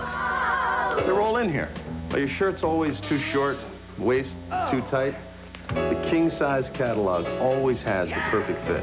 It's got everything we big guys need. Give it a shot. If you're a big or tall guy, write down that number. Give us a call for your free catalog. Every item is guaranteed for quality and fit. King Size, the perfect fit. So now, everybody in America knows my size. All the rowdy boys are coming over tonight. Leanne Rimes hosts country's biggest, hottest, loudest event. Let's do it. Country Fest 97, September 22nd at 9 Eastern on TNN. We are back, and so is Ted Christopher, who won the Busch North Series portion of the CMT Twin 100s earlier. There you see the other part of the Christopher family now being towed away, Mike Christopher. Here's the scenario. Ted Christopher is a leader. Chris Kopech now in second. Ed Kennedy is running in third. There he is. Now, those 3 plus 10 others who pitted either at lap 23 or lap 37 have stayed on the racetrack. The first driver to pit here in this sequence and come out, Rick Fuller, he is now in 14th position. Glenn Jarrett, a lot of strategy playing out. Oh, absolutely, and Ted Christopher may be in the catbird seat, Jan Leedy, whatever, but this is the right rear tire off of Mike Stefanik, who was leading when that caution came out. You can see a blister just like the one we saw on Rick Fuller. There's still plenty of rubber on the tire. You can see the tread wear bars there. There's plenty of rubber on the tire. It was just blistering. Saw a similar problem on Tim Connolly, but his was on the left front. Let's go to Matt. Well, Glenn, looking at the Hoosier tires that have come off the Golf 44 car, Reggie Ruggiero, a slight blister on the right rear. You can see here on the outside of the tire. But this could be playing right into the Reg's hands because they knew if they pitted, they wanted to pit with Mike Stefanik because they were going to take his toe to the front, and that's where they've lined up for some good pit stop from the golf crew. Yeah, but Stefanik's 15th, Reggie is 16th. It's a big old toe from there in 25 laps. There's you see how everybody came out, where they were. And remember, the first 13 did not make a stop here. That's why a guy who had a good pit stop will still go from first to 15th. He really lost only a couple of spots in the exchange. Well, we're down to a Saturday night slug out now. 25 laps to go, and I tell you what, it's going to be tough to come to the front. But if anybody can, boy, I tell you, Stefanik's the guy to look for. The 13 is the race leader, Billy Ryder with the green. And here we go. The number 39, that black car just ahead of the leader, Jerry Marquis, not on the lead lap. He is actually on the tail end of the lead lap, so to be officially is in 26th spot. But the 13 is your race leader, Ted Christopher. Now there you are, middle of the field. Those are the fellows who pitted. There's Stefanik. On the left of the screen, Reggie Ruggiero in the 44. They're going outside of many, around Fuller already, the 21, who was one of the pit men, the guys who pitted most recently. Up front, Chris Kopech now in the 16. He's in second. Ed Kennedy in the 0. He's in third. Charlie Pasteryak in that metallic blue number 5. He's fourth. Oh, and around goes the 82 of Danny Watts Jr. Caution is on the Speedway. Caution is on the Speedway. Turn 2. A good break for Jerry Marquis. He stays on the lead lap, and he'll come all the way around from his 27th spot and assume a position behind everybody else. But caution is out now for the 4th time. It comes out at lap 78. 22 laps to go. Well, we did see the guys that pitted making a big move up through the pack, but I think it's just going to take a couple laps for them to get their tires running, and they're going to be ready to go on this restart here. Here's what happened. Let's take a look at it. Watching the 82 car. Oh, a little contact there with Rick Fuller in the 21, the green and white car. As you can see, they just made light contact. He did not want to get into Fuller, so he pinched the car down, bringing the back end around. We also told you about Jerry Marquis. There he is, making up the lap that he was down. Glenn, how does this caution now figure into everybody's strategy? Well, it kills the strategy. Doesn't kill it, but it certainly does great harm to the strategy of those guys that pitted a while ago. They need green flag laps to be running right now. We only had a couple of laps under caution, but that's 2 laps less that they can use that new rubber to gain position on the racetrack. Can't change right now under caution. So these guys that got the new rubber, they're not able to use it right now. Plus, as we talked about a while ago, the guys up front that did not change, one more chance for them to cool those old tires.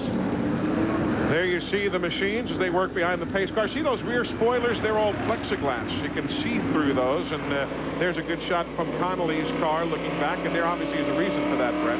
Well, yeah, the driver sits so low, buddy, as you commented earlier, sits so low in the car. To look out the rearview mirror, if that was a piece of aluminum, you wouldn't see the competition behind you. So NASCAR made them be Lexan, so the driver in the car can see, and the driver from behind can see through that spoiler the traffic up ahead. There is a reason for everything on these race cars. Here we go. 20 laps to go. Ed Christopher shows the way. Chris Kopech in the 16. The black and bronze 0 is Kennedy. Ed's going to hang on a second. We're riding with him now. You can see him coming off turn 2 there. The back of the car is getting very light as they head down into turn 3. That's just an idea of how fast these cars are running down the straightaway. You can tell they're picking them up and putting it down that back straightaway. Ed Kennedy now with the lead as he comes off the corner. Ed Christopher waiting and watching. Tony Hirschman jumping up on the outside of Charlie Pastriak. 19 laps to go. Kennedy's been in this series since 1988.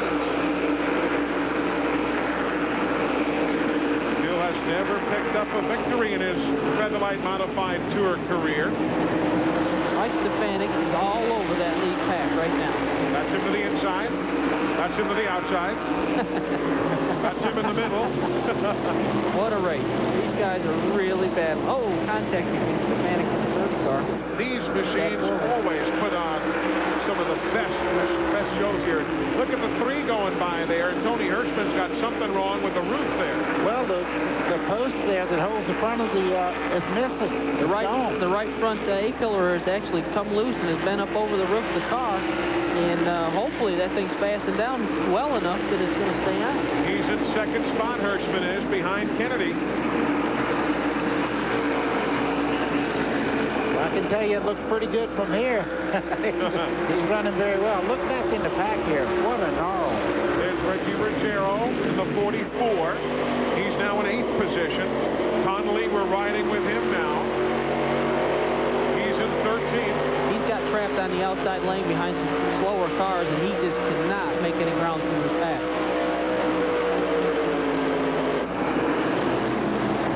Trying to work around Kennedy, who continues as the race leader, is Hirschman. Hirschman has won here 3 times, all in 1996. Hirschman, for some reason, has learned to draft very, very well, and you can see right now he's given no quarters to anyone, running very well, even though you can see the top of that hood starting to move just a little bit. Mike Stefanik's got himself all the way up to 4th now, and he is really making the moves on the outside. And this is for the lead as Hirschman tries to challenge Kennedy. Turn 2. Got him. Back straightaway. Hirschman, who has had such an unusual year. He's had a series of top 10s, but hasn't won this year. Let's see what happens. It's not over. That was Stefanik that stuck the nose of his car up there, made it 3 wide heading down into turn 3. This thing's really getting with it now. Stefanik is there. 14 laps to go and problems. Problems now. Tony Ferrari in the 31. The 98 is Doug French. That is up in the corner. Jan Leedy spun and is in the wall also. He has spun in turn number 1. There's Jan. He was running in 10th spot. So caution on the Speedway. Lap number 86 for the 5th time. Jan Leedy spinning in turn 1. Part of a tire that has come loose.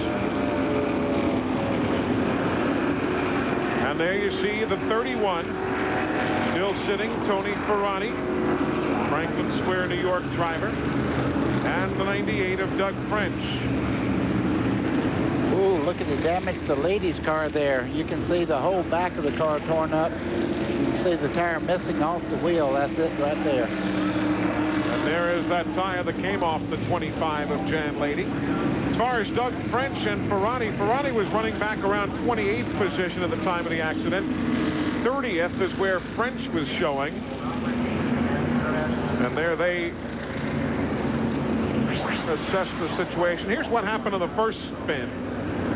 Ferrari there, he touched wheels with the 14 of Woolley. Got turned around backwards and backed up the racetrack. French just had nowhere to go. He locked it up and slid into the side of Tony. Another angle here. Nowhere to go. Well, Tony let the car drift up the racetrack thinking that would probably be the best thing to do, just get it up out of the groove.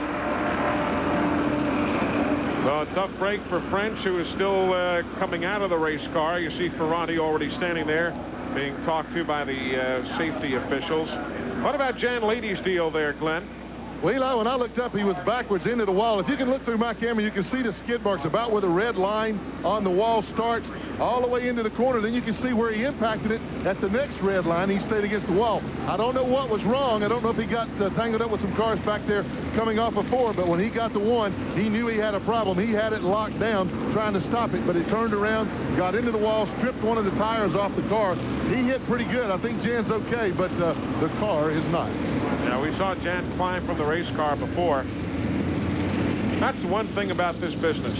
You can be running in the top 10 and all of a sudden, even not a problem of your own doing, and you find yourself out of the event. Doug French shaken up there, shaken up just a bit. Shooken up is what we say in Alabama, but for the benefit of the rest of America, that would be shaken up. That works on Lake Norman, too. 88 laps on the board, just a dozen to go. This is going to be pretty exciting stuff. It really is. Finish. I'll tell you, Tony Hirschman, always a power, but this year it has just not been a spectacular year. He got out of the box with a great second-place run at Thompson. Then he finished 21st, 25th, 33rd. He had a second at Stafford, a 7th here, but then he went back to 17th at Riverhead and 21st at the Glen and a 10th at Holland and another 11th at Riverhead. Then a couple of good finishes at New Hampshire again in the Glen. And then Stafford, he was 21st when the day was done. He needs a victory. Maybe today's the day. Caution on the Speedway, 11 laps to go. Tony Hirschman to hold off Ed Kennedy. When you buy a new Honda 4Trax 300, 300 4x4, or the rugged Foreman 400, you can see something you just won't see on any other ATV. Your choice of 7.9% APR financing and no down payment, or a pair of incredible German precision optic Steiner binoculars. Now you can see why Honda ATVs are the best on earth. To understand our dedication to keeping your car running its best, visit your team of pros at Big A Auto Parts. They'll have you back on the road in no time. Big A, America's parts pros. Mike Piazza spends 9 innings destroying his hair and 90 seconds bringing it back with the shampoo that conditions too, Pert Plus. Because Mike wants great hair with plenty of time for other things. Don't you? Pert Plus. Simply great hair. Simply. Well, this is going to be good. Oh, this race has been good, but this is going to be good. It'll be down around 10 to 9 laps to go when the field goes back to green. They're still cleaning up out in the corner. Tony Hirschman there in that blue number 3. A veteran team. They've won the title actually the last 3 years. Wayne Anderson from Yaphank, Long Island. He won it. And then Hirschman himself the last couple of years. Ed Kennedy, conversely, there in the 0, hasn't been around tour as much, nor has he been to victory lane. Then you've got Pastiak, Charlie. Then the fellows who stopped, Stefanik and Ruggiero, now 4th and 5th. It's been really interesting to watch these guys that pitted late work their way up through there. They definitely took advantage with their new tires of getting through this traffic. But once they got to this group, it's kind of been a stalemate. There hasn't been quite as many easy passes as they saw earlier on coming up through. So this is going to be an excellent finish here, and it's going to be hard to pick a winner. Eli, you can see on the front of the 44 car there, the grill was absolutely impacted with rubber from buildup on the front of the car. A lot of these cars may be running a little bit hot around here slow. Glenn, are you hearing any reports about overheating possibilities here? Absolutely, buddy. You put your finger right on it. Mike Stefanik has radioed in, said his car is running 250. It's got to be pushing some water out going this slow. They need to go back to green flag racing, and they're getting ready to do that right now. That should cool them down, but the action is going to be hot. They're going to get the 1 to go here at lap 91, so they'll go green at 92 in this 100-lap event. This is going to be good. That's all you got to say. This is going to be good. Today we have seen a number of different drivers lead. We've seen a lot of pit strategy. Dan Avery has led, Ted Christopher, Connolly, Stefanik, Iwanitsko. Then Connolly, Stefanik, and Christopher. Now Tony Hirschman.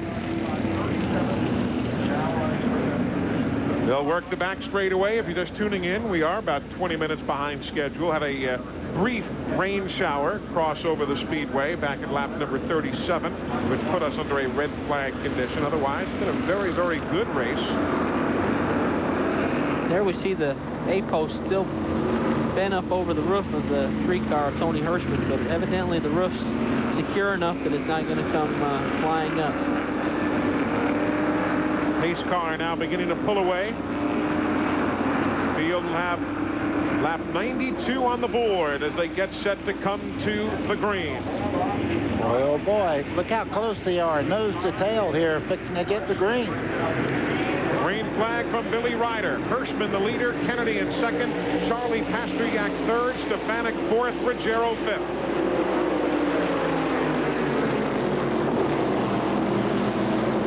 Stefanik making a move on the outside there to take the third spot away from that. From Pasteryak, right, if he can get by him. Almost made it. Boy, he's really working well in that outside lane. Those new tires are really showing up here in the late stages. Yeah, he's going to be hard to hold back. You can see Stefanik on the outside. He does not have a line that he prefers right now. He'll try the outside here to take over second.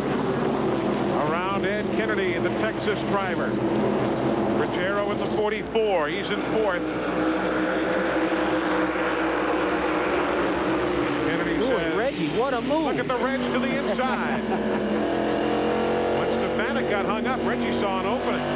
Went from fourth to second, going into the third turn, and he's on the inside of the lead. Wow. 6 laps to go now. Here we go. Reggie's on the inside. Reggie Ruggiero. And pounding into Hirschman. Around goes Rick Fuller. He's into the wall. Everybody else on the binders. And caution is on the Speedway. Fuller was running in 6th. Eli, you could almost feel that coming. They were really, really trying so hard there. It was a matter of inches, and when one backed off, the other one checked up a little bit. There was contact, and that's what happened there. Caution for the 6th time.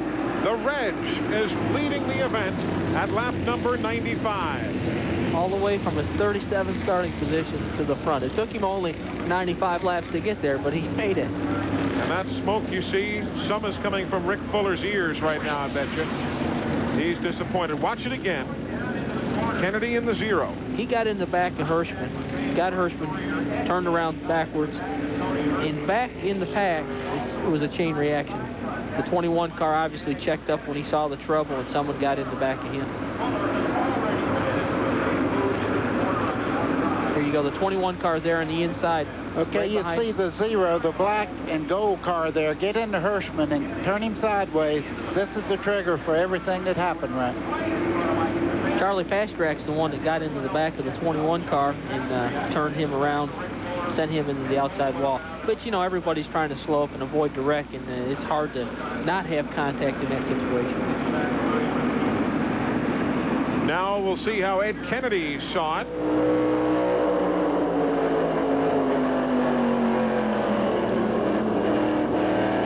Just like we saw it.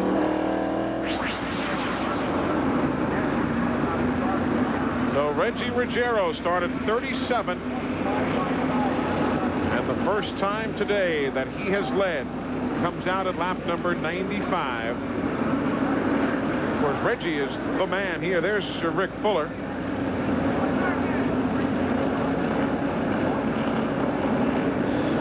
How wide do you think Reggie is going to be here the last 3 or 4 laps? He'll look like a tractor and trailer to the guys trying to get by him. Cleanup is going to take a bit. Yeah, you guys are leading. And I bet it's going to give you a cardiac. We'll come right back.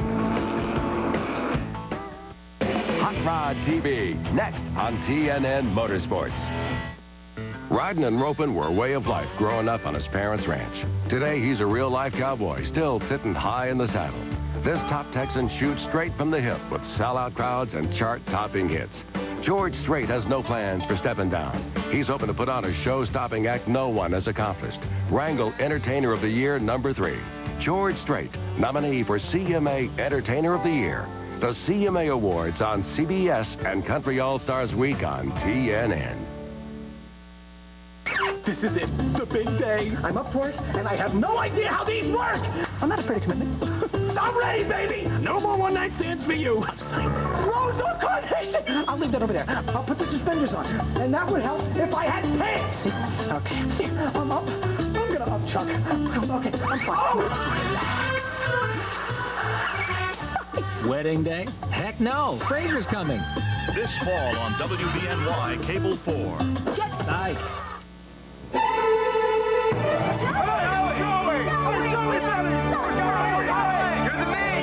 Recently, KFC introduced a revolutionary new sandwich, the Twister.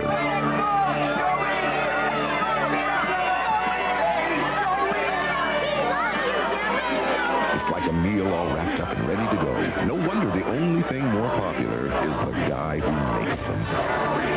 Now get a Bacon Ranch Twister with wedges in this month's $2.99 to-go meal.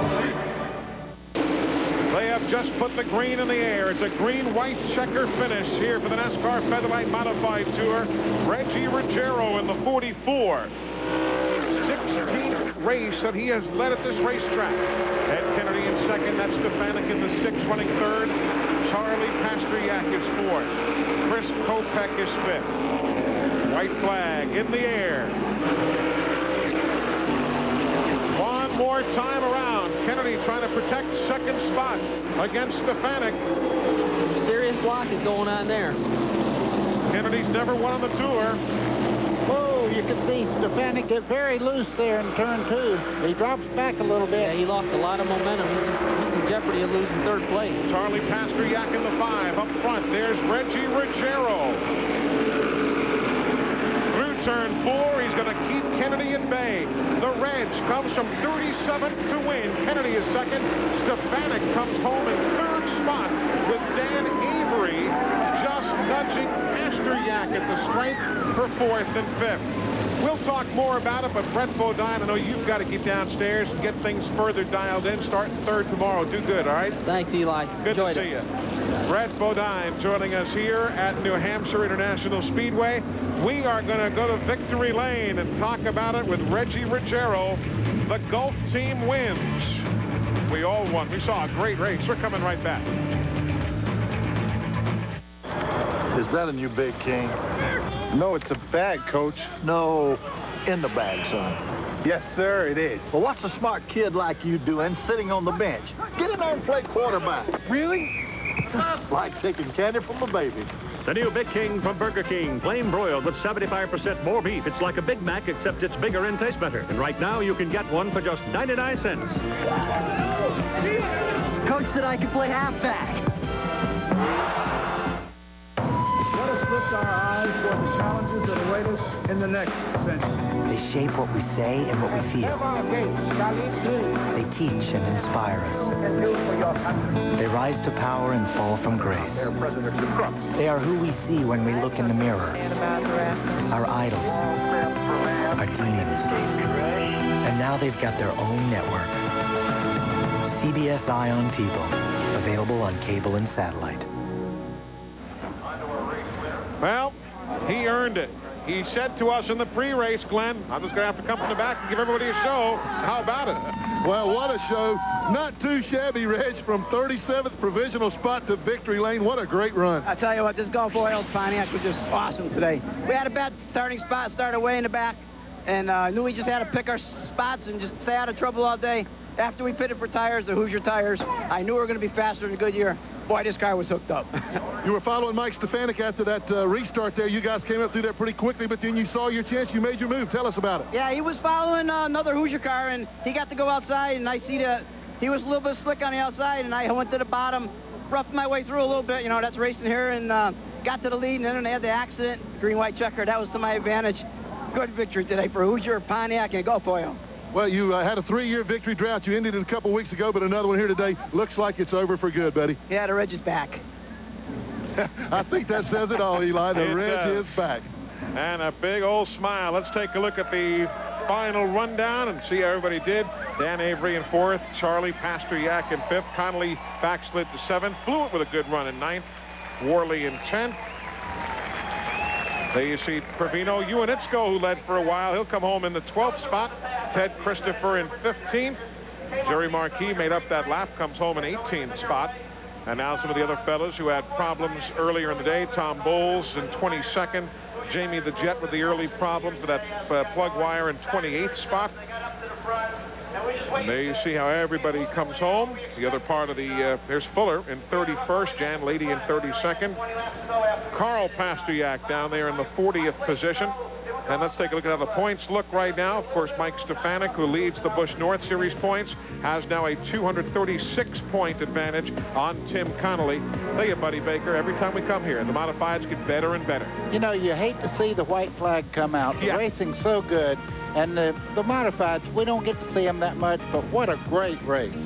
Don't forget, tomorrow we'll be with you. We certainly hope you can make your plans to join us at 12:30 Eastern Time as the NASCAR Winston Cup teams will be going to work. That is tomorrow with the CMT 300. Ken Schrader is on the Busch pole. Ted Christopher won the Busch North Series race. Reggie Ruggiero winning the NASCAR Featherlite Modified Tour. Now for you, we invite you to stay tuned. Hot Rod TV, Joined in Progress, is coming up next. For Brett Bodine, Buddy Baker, Glenn Jarrett, and Matt Yoakum, I'm Eli Gold. Thanks for spending your afternoon with us. We'll see you tomorrow at 12:30. Winston Cup Racing back on TNN Motorsports. We'll see you tomorrow.